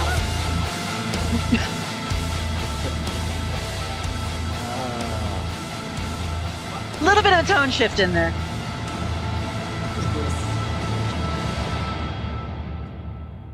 Next time you talk to Lorne, tell him, he's done dubstep this season. Next season, we need death metal. Yeah. Oh, yeah. Hell yeah. Oh, Wow, gosh. that was incredible. So the process of this, when we do Wheel of Time Idol, and fans are, yes, agreed. They're ridiculous. Watt fans are entirely too talented. Agreed. Like, we like, when we first started doing this, we're like, what are people going to send us? Like, when we receive these submissions and watch them for the first time, like, it is wild. Like, you just see something like that and you're just like, you're speechless. You're speechless. Yeah. So, Like, how many, it's better to ask, how many instruments does he not play than how many instruments does he play, right? that was, yeah. So cheers to Alex in chat. Oh, man. Always. Brilliant. Always, yeah. But I had to show you that. If you had never seen like a Wheel of Time Idol, there's so many like wide, like the range that you see is just amazing. But that one will always, the Where Are the Girls stuff at the end is just killer. Yeah, legendary. Wow. Yes, 100%. By the way, thank you for those people that called. There was another person waiting. We were going to bring you back in later, so if you want to give us a call back, you certainly can. I took the call lines off because I want to jump into and talk about episode 6. And Nikhil, like episode 6, beyond just like the excitement of, for you, I'm sure, of like when that dropped, I saw just how much fandom loved. I've gone to the Sony YouTube channel. There's like 300 plus comments. There's just like a lot of love for what you put together. Outside of Hills of Tanchico, yeah. Do you have a favorite moment, something that really kind of just like stuck with you from episode 6? Where you were like, okay, that was I really, really enjoyed that piece of it. 2 moments, actually. Okay. One was the ending. I felt like Rand and Egwene's kind of story arc comes to a very tumultuous head, right? Yeah. And it was really interesting because I feel like this is the point in the show where it's really come into its own away from the books in terms of this particular plot point. Because I felt like in the books, I actually really enjoyed how that, budding relationship was handled. And I was curious how they were going to handle it, starting in season 1, watching the show. Right. And I kind of really love, even though it's heartbreaking to watch, I love the arc and kind of the twists and turns that relationship has taken. And so I thought that was really interesting. And the second one is when Moghedien or Moghedien. I always say Moghedien, but I think it's Moghedien, right? Yeah, Moghedien, I think. Yeah. Yeah. Tomato. Yeah. Doesn't really matter, probably. Right? No. But when she steps into the room with Elaine and Nynaeve, and that you just see them kind of like in this daze, and they're like really like it's kind of like an emotional scene, and it's just like her toying with them. It's just so creepy. I mean, it's like so sociopathic. I don't know how to describe it better than that, but the way that scene was handled, I thought was like a standout for me personally, because I'm always interested in, I don't know how it is for you all. It's like the big moments are always really cool, like spectacle to watch on screen, but some of these more character related moments are always what jazzes me, because coming from loving reading books, that's always the things that I'm a character first kind of reader, and I guess maybe that translates to how I watch things. So I think just the way Moghedien kind of handles them in that scene, it's just really tough to watch, but also you can't look away. So, and neither can they apparently. So I don't know. Yeah, that's how it was for me. But how about for you? Well, working backwards from that one, because I want to get back to the Rand and Egwene scene that you brought up, the Moghedien scene, to me, we have this whole concept of Nynaeve and Leander, and we like to call it the Grudge Squad around here, right? The Leander and Grudge Squad, and which added a member this episode. We got Tom. Tom appears to be part of the Grudge Squad itself. And so to kind of amp this up, you're like, Nynaeve, man, Nynaeve and Leander, Nynaeve and Leander, Nynaeve and Leander. And now I love how they're like, yeah, but there's also like Nynaeve Moghedien too. You know, there's this allusion to it, right? And you're like, oh man, like Nynaeve is, and what you hope, right? Like the arc of these characters, like I want them to get a season 4 and a 5 and 6. Like I want to see some of these things like continue to grow and grow. Like Nynaeve's one of those characters where I'm just like, man, get us past. I know we're and maybe I'll end spoilers, by the way. We've been there. We're gonna go full book spoilers. Let me just unpin that message. Still up episode 6, but full book spoilers. For those of you that are watching, we're like an hour and a half in. We'd like to kind of give some people like some space to still talk full books if they would like to. So for those of you that don't want to hear any book spoilers, this is a good time to step away and join us, by the way. For those of you that don't know we are back tonight. I didn't get this ready, but it is what it is. It'll take me 2 seconds to get there. We're back, I guess, I don't know, this morning, tonight, one of those two things. We actually go live, right? So hopefully you join us at 2 a.m. Eastern for our pre-show for this after show. We do a live watch and react. This is a lot of fun. We will be doing that. So we're going to be back live in just about 4 to 5 hours. We always laugh that in 24 hours, we do 3 live streams. So hopefully you'll join us there. We do, again, kind of a pre-show to that. And it's a lot of fun. We'll have a guest tonight or this morning.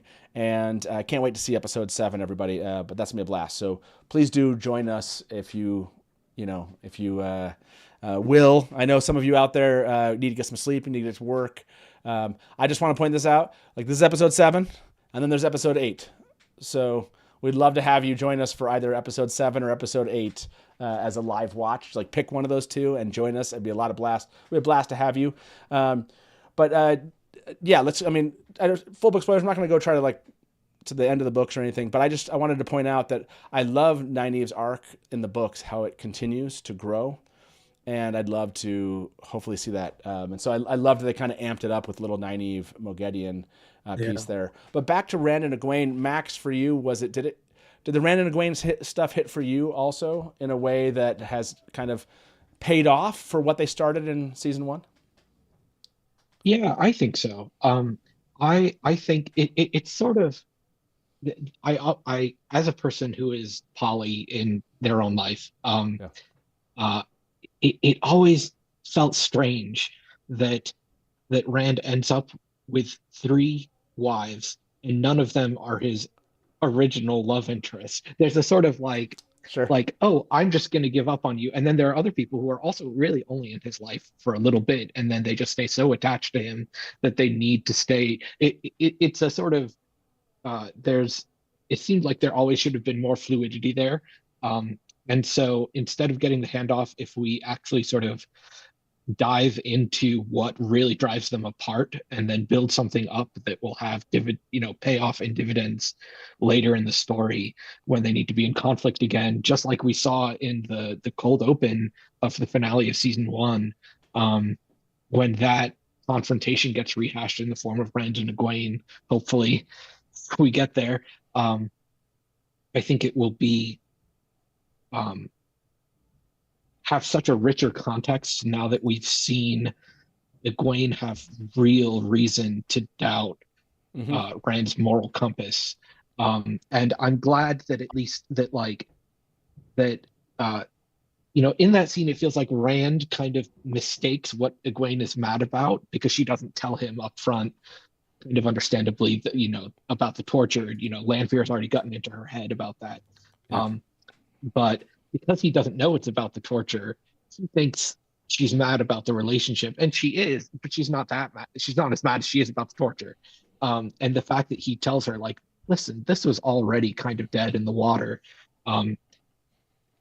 is kind of fun, because I think ultimately it's not about them, having bad blood because of their relationship. It's about her not knowing if she can trust him now, and because they've been so intimate, that will hit so much harder later. So I'm really happy about it, actually, although it was a tough scene to watch for sure. Yeah, 100%. And Mary, I'd like to hear your comments on that also. By the way, I just want to end this poll. Who does the best Hills of Tanchico in that scene? I gave you options of Matt, Min, Elaine, and the extras. You gave it to Min. Min was your favorite, but Min barely won that one, everybody. Elaine was close there. They were all pretty close. And I love Light Blinded Fool. Thank you very much for the tip, sir. Said, I'll never forgive Lanfear for cutting off the Harvest song. Yeah, I know, right?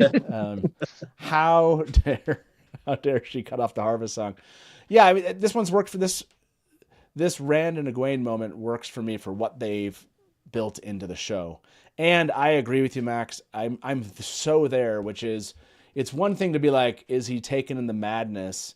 And I can't, can I trust him because of the madness? It's another thing to say, like, to really give concrete understanding of, like, Egwene has reason to believe that maybe Rand isn't somebody she can trust any longer in the way, or his choice, his decision making. And it's not just directly tied. It's like, not just like, oh, well, he's going mad, there's an aspect here of just like, why would he's made a choice, and they're making it really clear. Like, Lanfear's like, no, he knows what this is, right? And so I think kind of creating that disturbance, to me, again, if they get to the end of the story, like, that will hit so much bigger than, to me, just kind of like you said, Nikhil, like, they just kind of had this little thing at the beginning of the books, and then it's done. Right. And then we have a moment at the end where they are at odds, and it just hits. I think it's going to hit a lot different with this if they get there. Mary, what did you think about this Rand and Egwene piece at the end of episode 6? I like the fact that they're communicating, and yet they're still not communicating. So it's like, it's the new, yes, we're having a conversation, which I like the fact that in this show, that was one of the big complaints for many of us for many, many decades now. They don't talk to each other. They don't communicate, but they're still missing the point with each of them. Egwene just found out that the torture that she's been enduring isn't just flashbacks and PTSD. It's an actual attack. She hasn't had an opportunity to communicate that. And then she finds out this, Rand's actually, sleeping with this Forsaken. And aren't we trying to get away from the Forsaken? And yet she still gives him an out that, oh, the madness is taking you, not just you're stupid idiot. And I'm like, how is she the bad guy in this conversation? We came here to get away from the Forsaken, and here you are, not just doing everything that you're doing, independent of what she's doing to me. What the fuck is wrong with you? Yes, that's a I good have question. opinions. No, you got your one in there. You got your one in there, Mary. I got my one. I will be good from now on. Oh yeah, I didn't tell our new guests. You get one. You get one F word around here, and so use it right. And it was a good time to use it. It was a good time to use it. Natalia, welcome. It's good to see you. Natalia, hi everyone. I'm so excited to be here. How are you? Fantastic. We just had a whole huge long discussion about like the music and the soundtracks of the Wheel of Time. You have to go back and watch it. Some fascinating conversation. But now we're trying to dig into episode 6, and we'll watch a little bit of we'll watch the trailer here soon for episode 7. I saw that there was a scene that was released, a little clip. We'll watch that. So we still got probably another for those of you kind of like, do I need to get to sleep so I can prepare for the live watch tonight? About another half an hour. And if any of my guests, if you all need to step away, let me know. But we'll probably stay live for about just another half an hour and kind of dig into this a little bit more. So, that scene, I haven't gone back and watched the full thing. We won't watch the clip right now, but the Rand and Egwene stuff I thought was a really good ending. I just love how Rand kind of got out of that situation. It's like, but then he gets attacked, and so like this will be like one of those where are they gonna communicate? Like, what's gonna happen next? Natalia, do you think? And I've seen a lot of people theorize about this, about Lanfear. Like, are you imagining like the next episode we're gonna see Rand? He's gonna be pissed off, and he's gonna like what do you think the Rand Lanfear moment that they're gonna give us looks like coming up? Like, Oh, next? I mean, she's wild. I'm really hoping that this is when we get to see the claws come out. I really, really, really hope that this is like crazy. I saw it in my beloved group chat today. I want the Lanfear who skinned Kadir. Yes.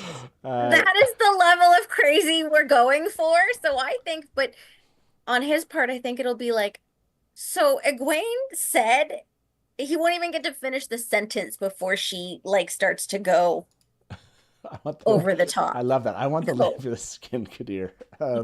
So, I mean, speaking of that, Spoilers? let's watch this. So I did get a chance to interview Rafe and Natasha a while back, and I think I'm gonna see if where this question answer is here. I think this is useful for us to kind of go and watch again. Plus, it's Rafe and Natasha here. Let me see if I can find the that spot. You used a drag queen dial. Oh yeah, set. there we go. Good. I found it. Like, look at me. I just happened to know that it was like right there somehow. So listen to this answer. I think it kind of gives you a little bit of an answer, Natalia. In 2023, you told Vulture that you used a drag queen dial on set regarding Lanfear. Yes.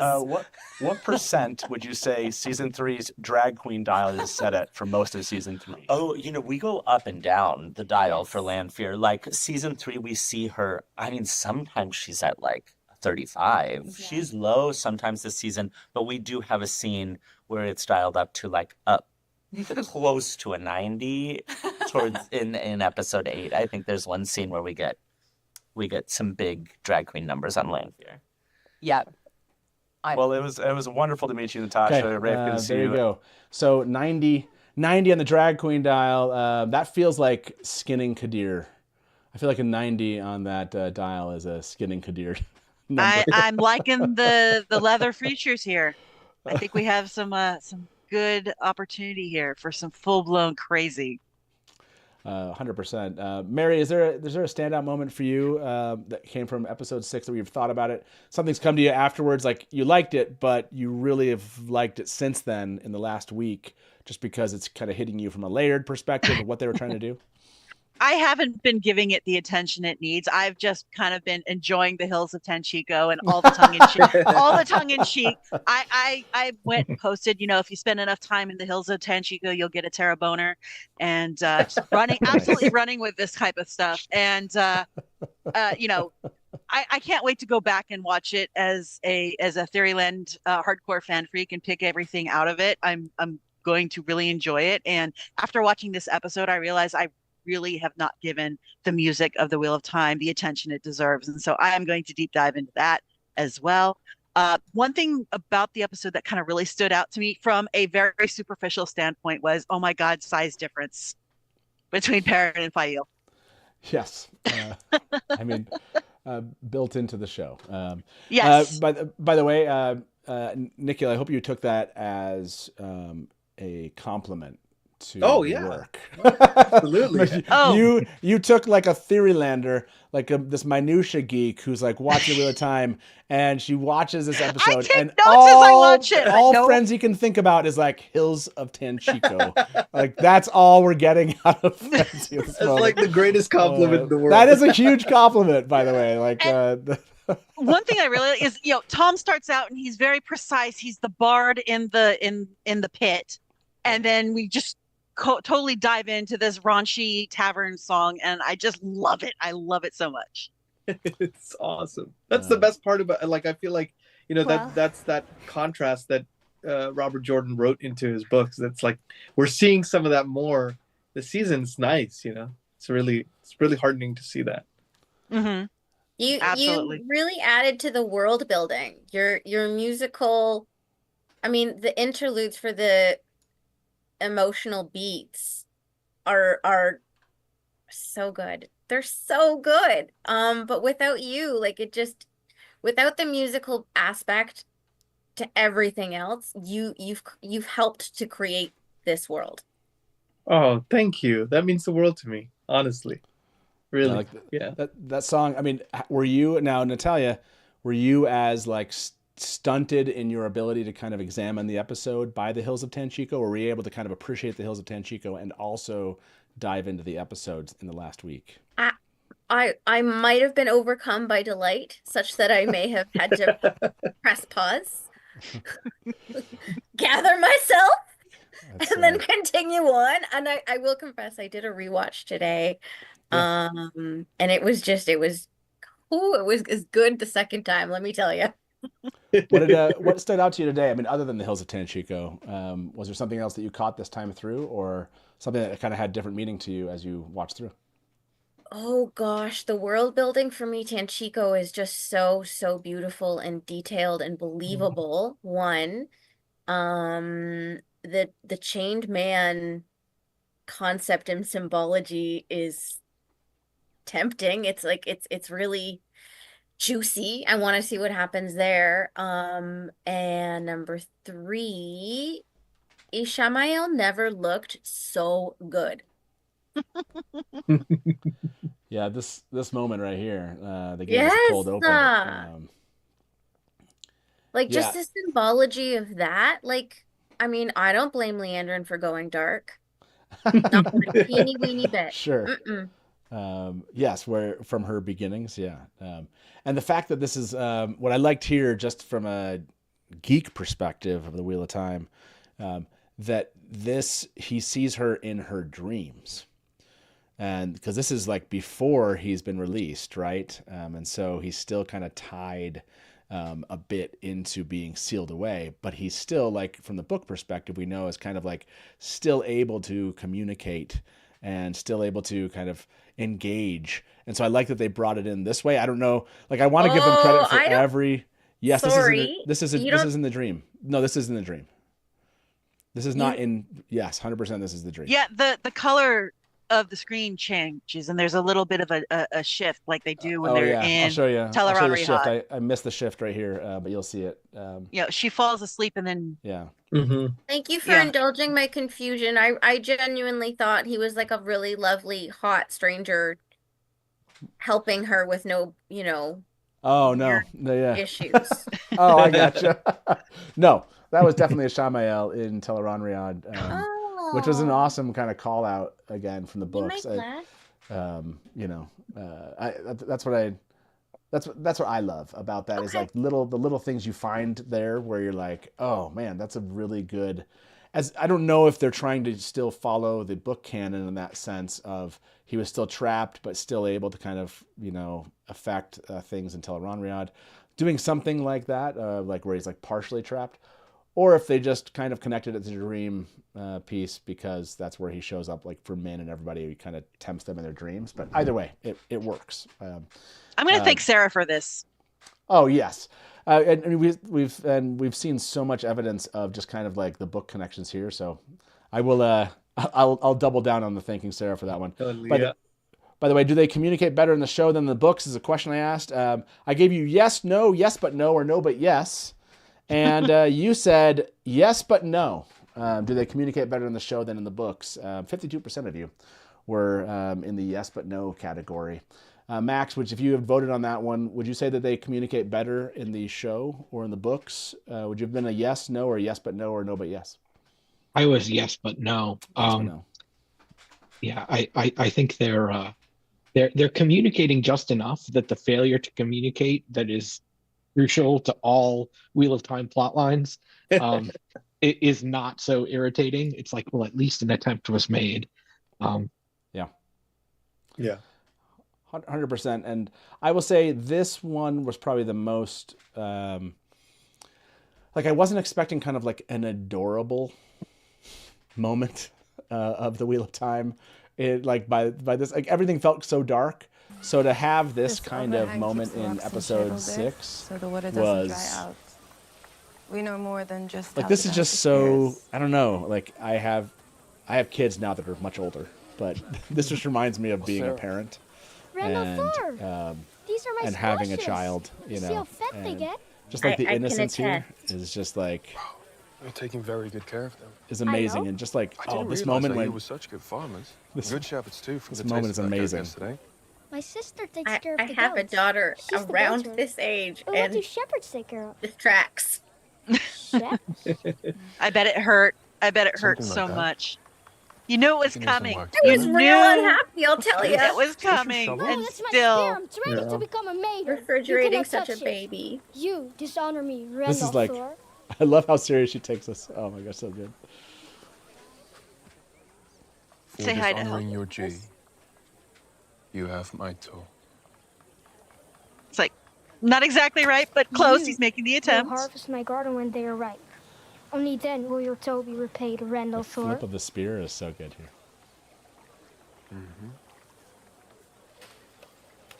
I love this. Oh, I didn't notice that they're like in the back. She has like a little Little buckler. a little buckler, yeah, to hold it. That's so... Oh yeah.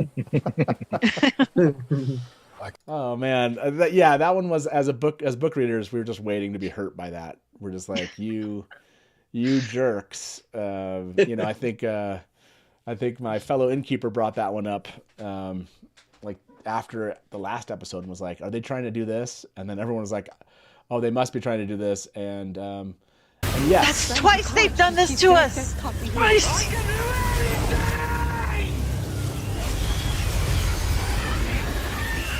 How good is this?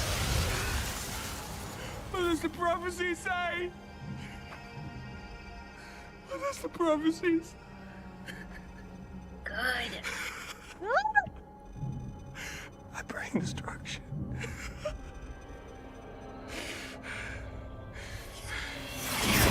Those of creation. Breathe on their Breathe.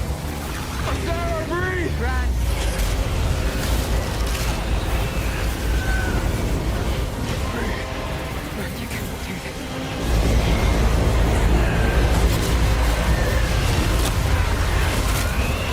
Run. Oh man, the tears right then. Oh, so good. Dang. I Can Do Anything is my favorite part of the season. Maybe the show. Nikhil, like that. That moment, the scream of "I can do anything." Was Yeah. that, like, how impactful was this ending to you as you watched episode 6?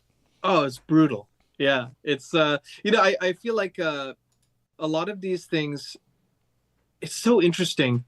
You know, when I remember when season 1 came out, right, and you'd have very powerful moments, and you'd be constantly looking at them in reference to what the books were doing. You know, and I feel like especially in season 2, and then even more so in season 3, where some of this has kind of come into its own, and you can really just look at it from the reference of the books, and also, you know, just kind of completely in what's going on screen. I feel like it was just like a really powerful moment to experience. Yeah, just as a cinematic experience, you know, in relationship to the characters. Yeah. And they've been saying that a lot. I agree. There's just so many of these cinematic kind of moments that they've prepared for us here. Miss Sarah James, dragons on my arms, my wounded side, everywhere I go, good or bad, people die. Yeah, like you can just feel the beginning of the list here in this moment. I'm asking for a friend with respect to your poll here. Yeah. Can we talk about the endings for the previous episodes as if I have them tracked? That's a good. You're like, can I get some? Yeah. What? We don't even have to talk about them. We can watch them. So that was the end of. That was the end of this episode. Everyone, let me see. You're breaking our hearts. Episode 5. Oh, episode 5 was this one. If you recall. Yeah, this is the makeout, Broken Heart. Yeah, this is the makeout, Broken Heart. So, you know, so y'all remember this, right?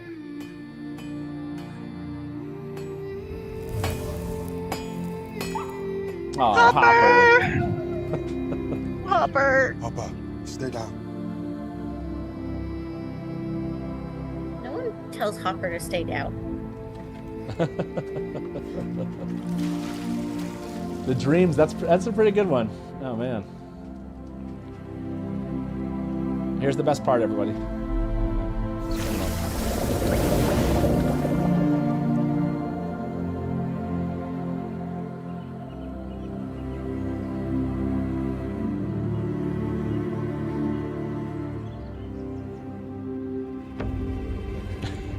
This is so good.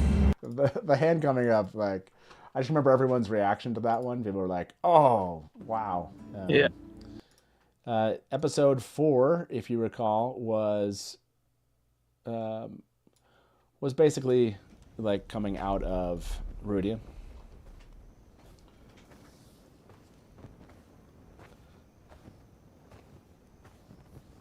Like Rudian itself was such a fantastic episode, but I'd like the. I mean, in the end, is like beautiful, but with the dawn, yeah, yeah, so good. And the music, so good. Yeah, it's true. A little bit of the Egwene theme right at the end of the episode. They wanted us to stay.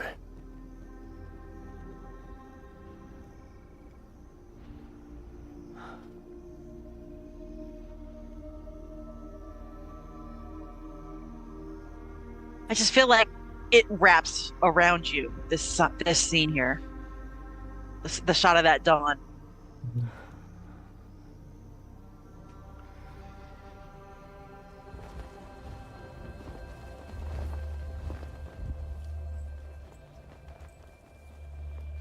Yeah, Rafe talks about this, like they just got like the perfect shot. They were actually they had scripted something else, and like the sun, like the way this shot looked, they were just like they decided to end it with this instead of what they had scripted. Good call. Mm-hmm.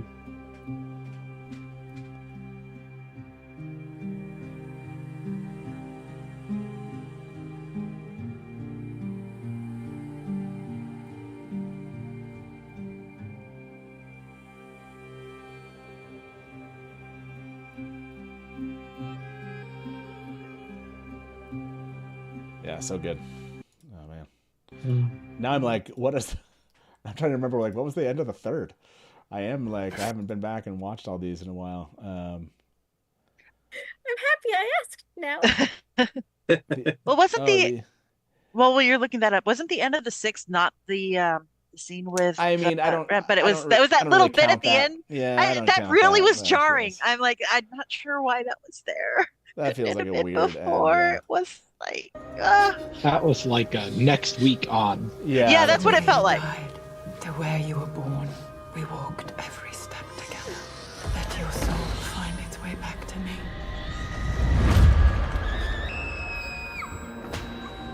Well, this hits different now, having seen episode 6. I've been back and seen this. Ate this.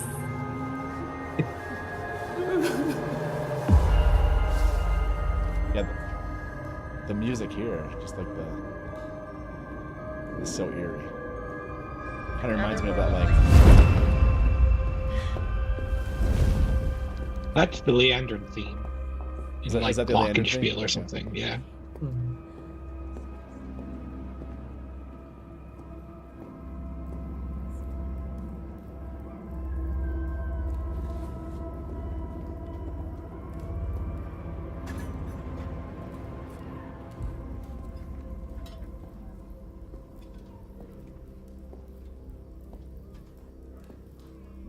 This is the end, right? Or did I not get Naomi. So, you were right. It's similar to what the Shonchan used to collar women, but older women. Now I'm like, did I not get us to the end of that? Oh no, that's the It end. ends Yeah, on Moghedien walking out. Oh Yes. yeah, Moghedien kind of hears their conversation. That's right. Yeah. That's right. I mean, are they that not paranoid, or are they just that arrogant? They can share their plans in front of a servant. Or both. Okay. Man. Now I'm like, how did episode 2, I remember. Yeah, episode 2 ends in the waste, right? Yeah. Yeah. Episode 2 is by the blood. If you recall. He will tie I us together agree with that bonds the we line cannot felt break. unnecessary. He will She's so take us creepy back when she's home. quiet. Moghedien. And he will destroy us. Yeah.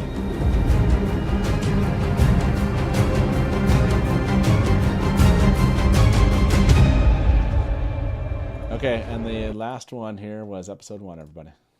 Bears delivered that line. It's just. Now I'm trying to remember, like, what was the episode 1? What was the episode 1? Oh, I remember was episode 1. Gray Oh, Man. geez. Yeah. Oh, I hated that. We don't have to watch that again. Different. Uh-huh. That's your Chai. I'm freezing. Oh man, just this was a good ending. Do you want to be crazy, Archie? No! Stop! Please! I don't want to be great.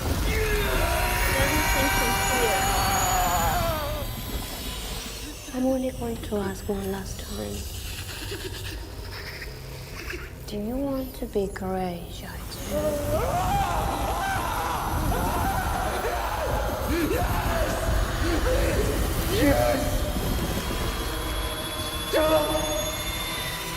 Oh, it's so good. Oh man. Okay, so now you know, and you guys have already been answering this poll. What was this your favorite? Now, after having seen all those, Max, which one was your favorite as you think back on the endings of each of those episodes? I'll say, actually, I was about to type this into the chat. I'm not sure it's my favorite, but it's my most underrated, I think, is the end of episode 2. There's just something incredible about Nukolka's delivery of those lines. And it's like, we have not gotten enough prophecy yet. It's wonderful to get those. They're so ominous, especially with, you know, what we get from Avienda early in the episode, and the way that I've called it the ostinato from the Dragon Reborn sort of set of themes, that like we haven't heard that elsewhere in the season apart from during those like previously on. Just that moment swelling up felt like, oh, this is where Rand becomes Rand. This is where it's going down. Yeah. Nikhil, for you, did one of those kind of speak to you the most? It's hard to say. I feel like all of these have been such bangers. I feel like the ending of the Ruidian scene, was that episode 4?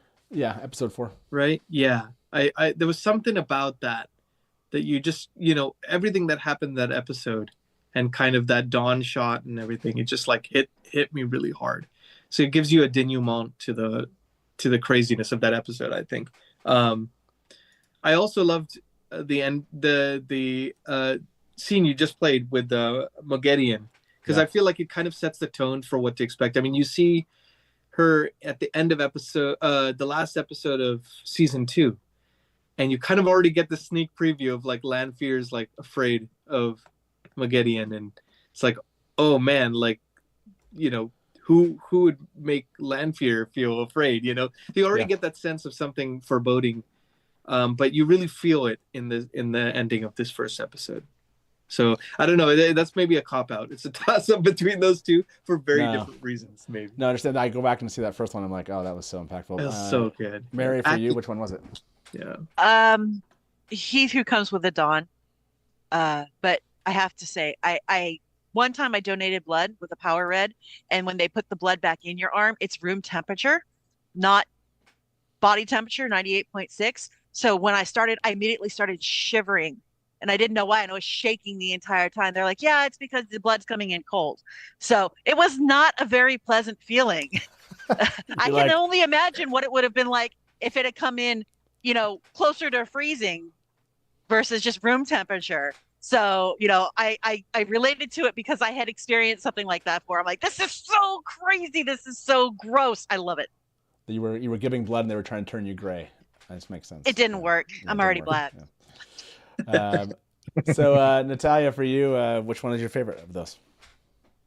Number 4. It was just so beautiful. It hit on all the levels. It was everything I ever could have imagined. It was beautiful. Beautiful. Well, mine, oh man, shoot. I mean, I would have to give it to 6. Rand going through that whole situation where he finally comes into that moment where he's like channeling, but he's channeling almost talking, like hearing, living something else. Like as Yosha, they have Yosha look off the side and he's able to do things that he hasn't been trained to do. And he takes out Samael in that moment. And then the recognition that it's also brought destruction to this little girl and him going through that moment. Yeah, the way they adapted that, that is such a key moment for Rand, and those two things coming together in that way. I have to give it to 6, this ending. It's so good.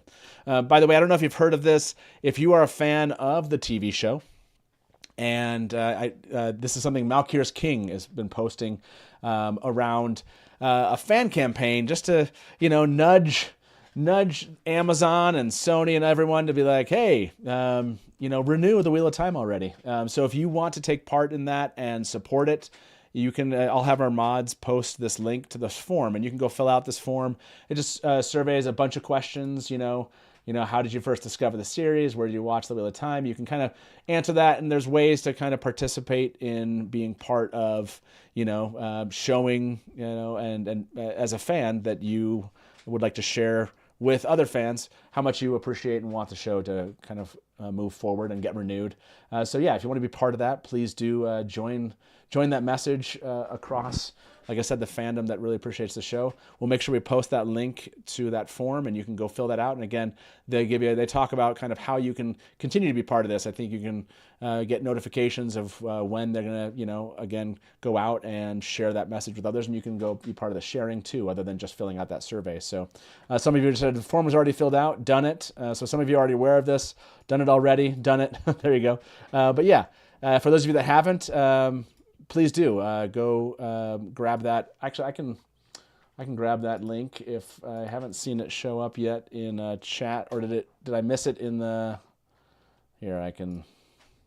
This is the link I have. I don't want to sound fangirly, but I just need to say that yes, I choose 4 because it's hopeful and it's triumphant because of the music.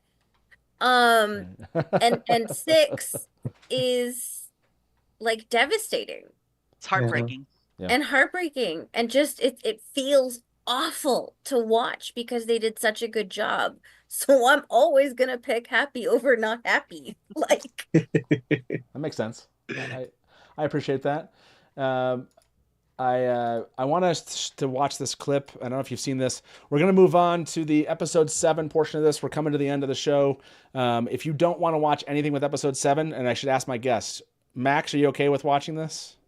I am okay with watching episode 7. Okay. I do have one last question for Nikhil. Okay, go for it. Maybe it's good to get in. And get that in now. Give some more time. This is a little like, is this an intentional thing? Much like Avi's question about the quarter tones earlier. Oh yeah. So I noticed that that I don't know if you wrote it in 3/4 or like a mix of 6/8 and 9/8, but either way, there's a metrical level where sometimes you switch between 2s and 3s, like 1 2 3 2 2 3, and 1 2 3 2 2 3 3 2 3, which is like makes sense for this genre. But as we all know, there's a great line in there. 1's not enough and 3's too many, and I noticed that 3's too many starts a measure that has that extra beat. So 3's too many has too many beats in the measure. Was that a thing that you did on purpose, or was there already like a sort of metrical scheme that you had laid out? I want to say that was intentional, but that was completely accidental. That's like one of those happy accidents, Yeah.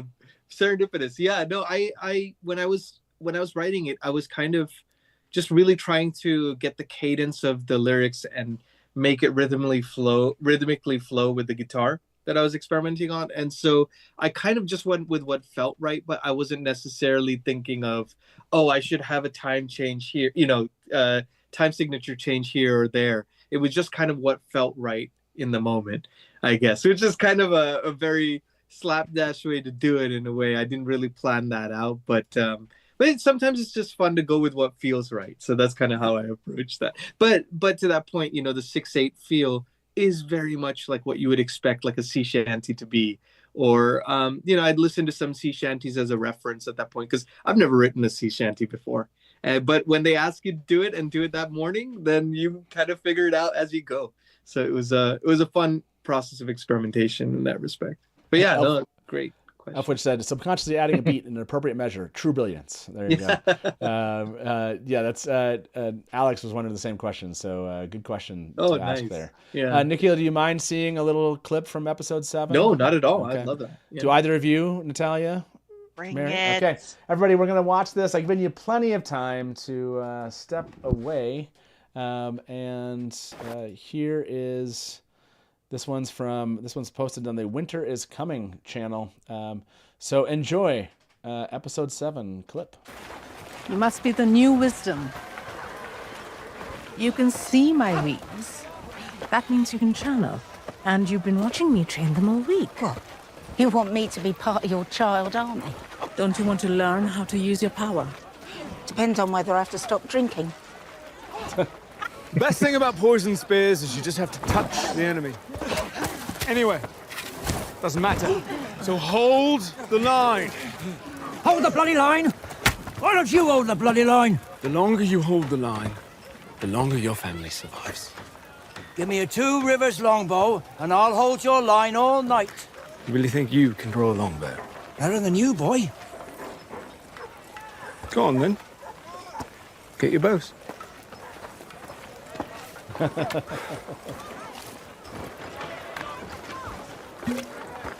How's it going? We're all going to die here. Maybe we have more of a chance than you think. Found another channel I hear. Powerful, like the gods. The old blood runs deep in these mountains. I was wrong and you were right. And I hope that comforts you. When we all die here. Nice. Hello and when welcome we all back die here. That was great. Yes. I like speaking about kind of the darkness and then a little bit of levity there. Yeah, that seems like an appropriate. Now that everyone's healed up, now that there's healed and they're just got like a battle coming, I like that they're back to their old selves. That the way that was going this episode, it seems like they're a little bit more in tune now. So it's pretty awesome to see. What did you think? Any thoughts coming from that little clip? Daisy Congar is still my hero. I see 2 Rivers longbow. Yes. Maxim and Matt have the best lines. That's probably true. Alana, like the Fox River said, Alana, I will die as one of them. Yes, I did like the Sindera said I did like the women training with the spears too. And Shansane said, when Maxim sees the 2 Rivers longbows in action, his eyes will literally turn into hearts. Yes. Yes, this is we're gonna get episode 7 here in just 4 hours from now, 4.5 hours. As a reminder, we are going to be back live again in 3.5 hours for the live watch and after show this morning. If you haven't joined us, please do. It's a lot of fun. I'm going to stay up and be there too. So, and then we will be back next day. We're going to be back next day. We're back tomorrow at 8 p.m. Eastern with our second part of the after show. For those of you that can't stay up with us this morning, you're going to watch it at some other time. Hopefully you'll watch it before tomorrow night, because 8 p.m. Eastern, we'll be back just breaking it all down, talking about hopefully what you've already seen. And I want to share this. We're going to share probably, I was thinking about doing it tonight, but I don't know that I will. So at the very least, tomorrow we're going to try sharing our interview with Taylor Napier, Priyanka Bose, and Isabella, who plays Fail. Is it Bucchieri? And yes, we have those 3 we're going to share tomorrow. Bucchieri. Were you getting excited there, Natalia? Was there something? No, I just want to say that 454 people are watching and only 235 likes. So I don't know.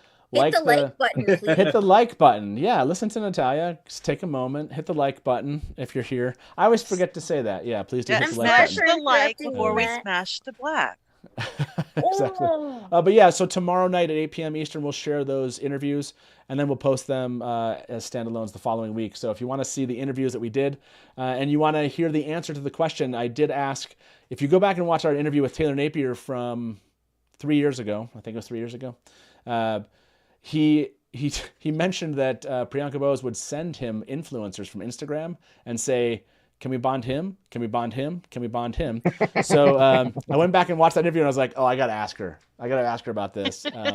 So I did. I asked her, I gave her that lead in and said, like, if you could choose from the cast, who would you want to add as warders?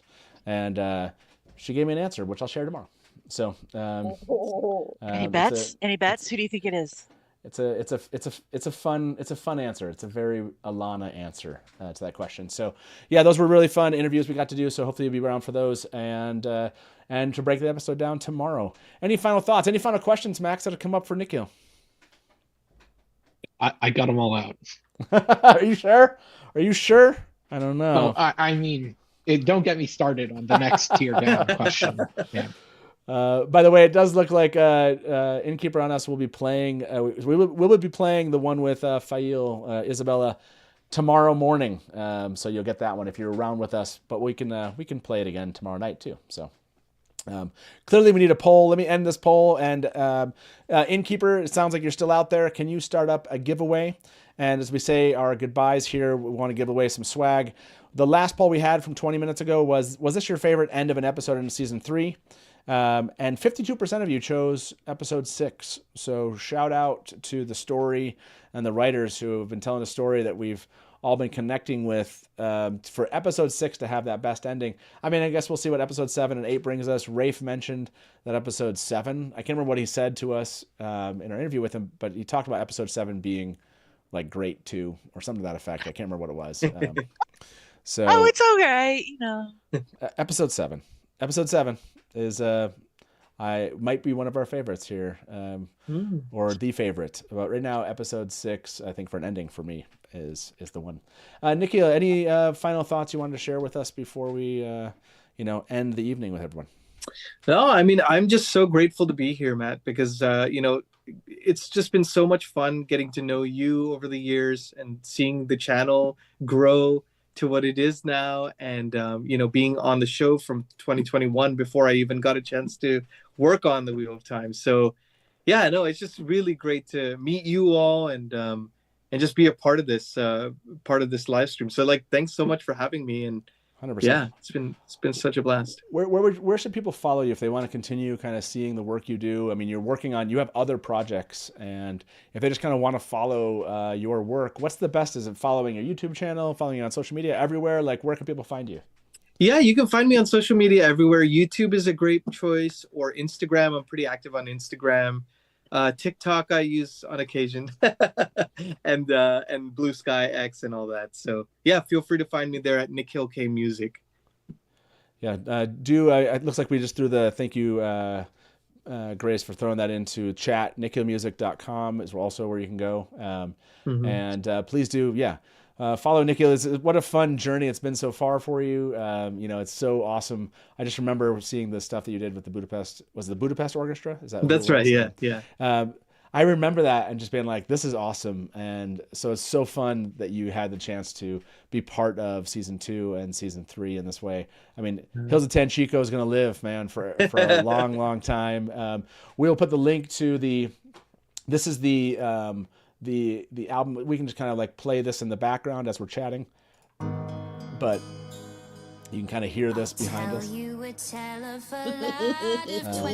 So you should go. We'll put the link to that sound, to that track that's on YouTube, and you can go listen to that. Any final thoughts from you, Mary or Natalia? My final thought is that because today is Wednesday, I woke up thinking there would be new Wheel of Time, and I was heartbroken and didn't realize that it did not arrive until this evening. You scared the crap out of us, Tal. I'm really, really excited for tonight. Yes, me too. I can't wait. By the way, Max, for those people that want to jump in and be following you and like the database kind of that you're creating when it comes to all the soundtracks, where should they best kind of follow along what you're doing? I've been having a little Discord fatigue, but I'll try to get into the Dusty Wheel Discord as well and get that stuff in there. Blue Sky is mostly where I do more public interacting with the Watt fandom, and the latest version of the spreadsheet will be pinned. So Max Silva on Blue Sky. Should be pretty easy to find me. Okay, if we have the Blue Sky, if I got logged out on Blue Sky here, or I'd rather post it, but if anyone out there, if our mods can find the Max on Blue Sky and post the link in chat, that'd be fantastic. Please do. And I see the Dusty Swag giveaway. Innkeeper, why don't you go ahead and pick a winner? This is a good tune to win some swag. But yes, I'll kind of we'll turn this up to you. Thank you, Grace, for turning that in.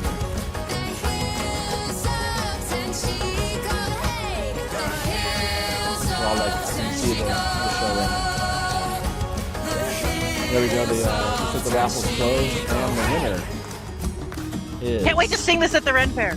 Oh my goodness, the shoulder Darkhound Slobber. That's right. Darkhound Slobber has won some Dusty Swag. Congratulations. Congratulations. To Darkhound Slobber. I think that's the first time I've noticed Darkhound Slobber with us. So if you're new here, fantastic. If you're not, if you've been here, congratulations. The best way to get that is, first of all, let me give you some instruction. Be very patient. It just takes a long time sometimes to get this. It just does. So this will come at some point in your future. 2, find the link to Discord in the description of this video, jump into our Discord channel, and then just reach out to us. You can reach out to Innkeeper Hatch there. You can send us a direct message on social media, on Twitter, Instagram, or Blue Sky, but Discord's the easiest, and you can just reach out to, all we need is just your name and email address, and we'll get that. And that swag will, you can buy one of these mugs that are out there with that, or, if you just want the Hatch family in chibis, who doesn't? Who doesn't want the Hatch family and chibis on the mug? Remember when they were just little chibis. I know. Isn't that crazy? They're not little anymore. They're all just grown up. The littlest chibi is now 18. It's crazy. Don't. Stop it. I know. It's going to hurt your brains.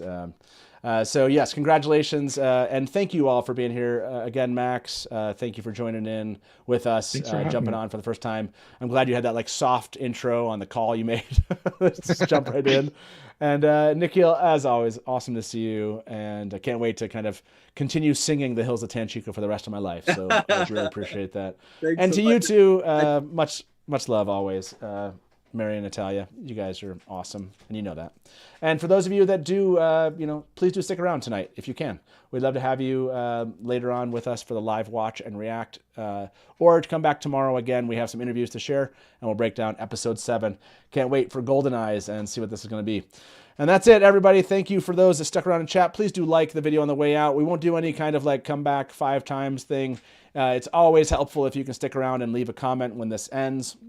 Again, YouTube just recognizes it as interaction, and they see comments. They don't care about the thousands of chat messages in live chat. They just care about comments in the video afterwards. So fans can come back and see this excellent conversation that we had this evening. Please do stick around. And with that being said, as we say around here, good night from the Dusty Wheel, and smash to black.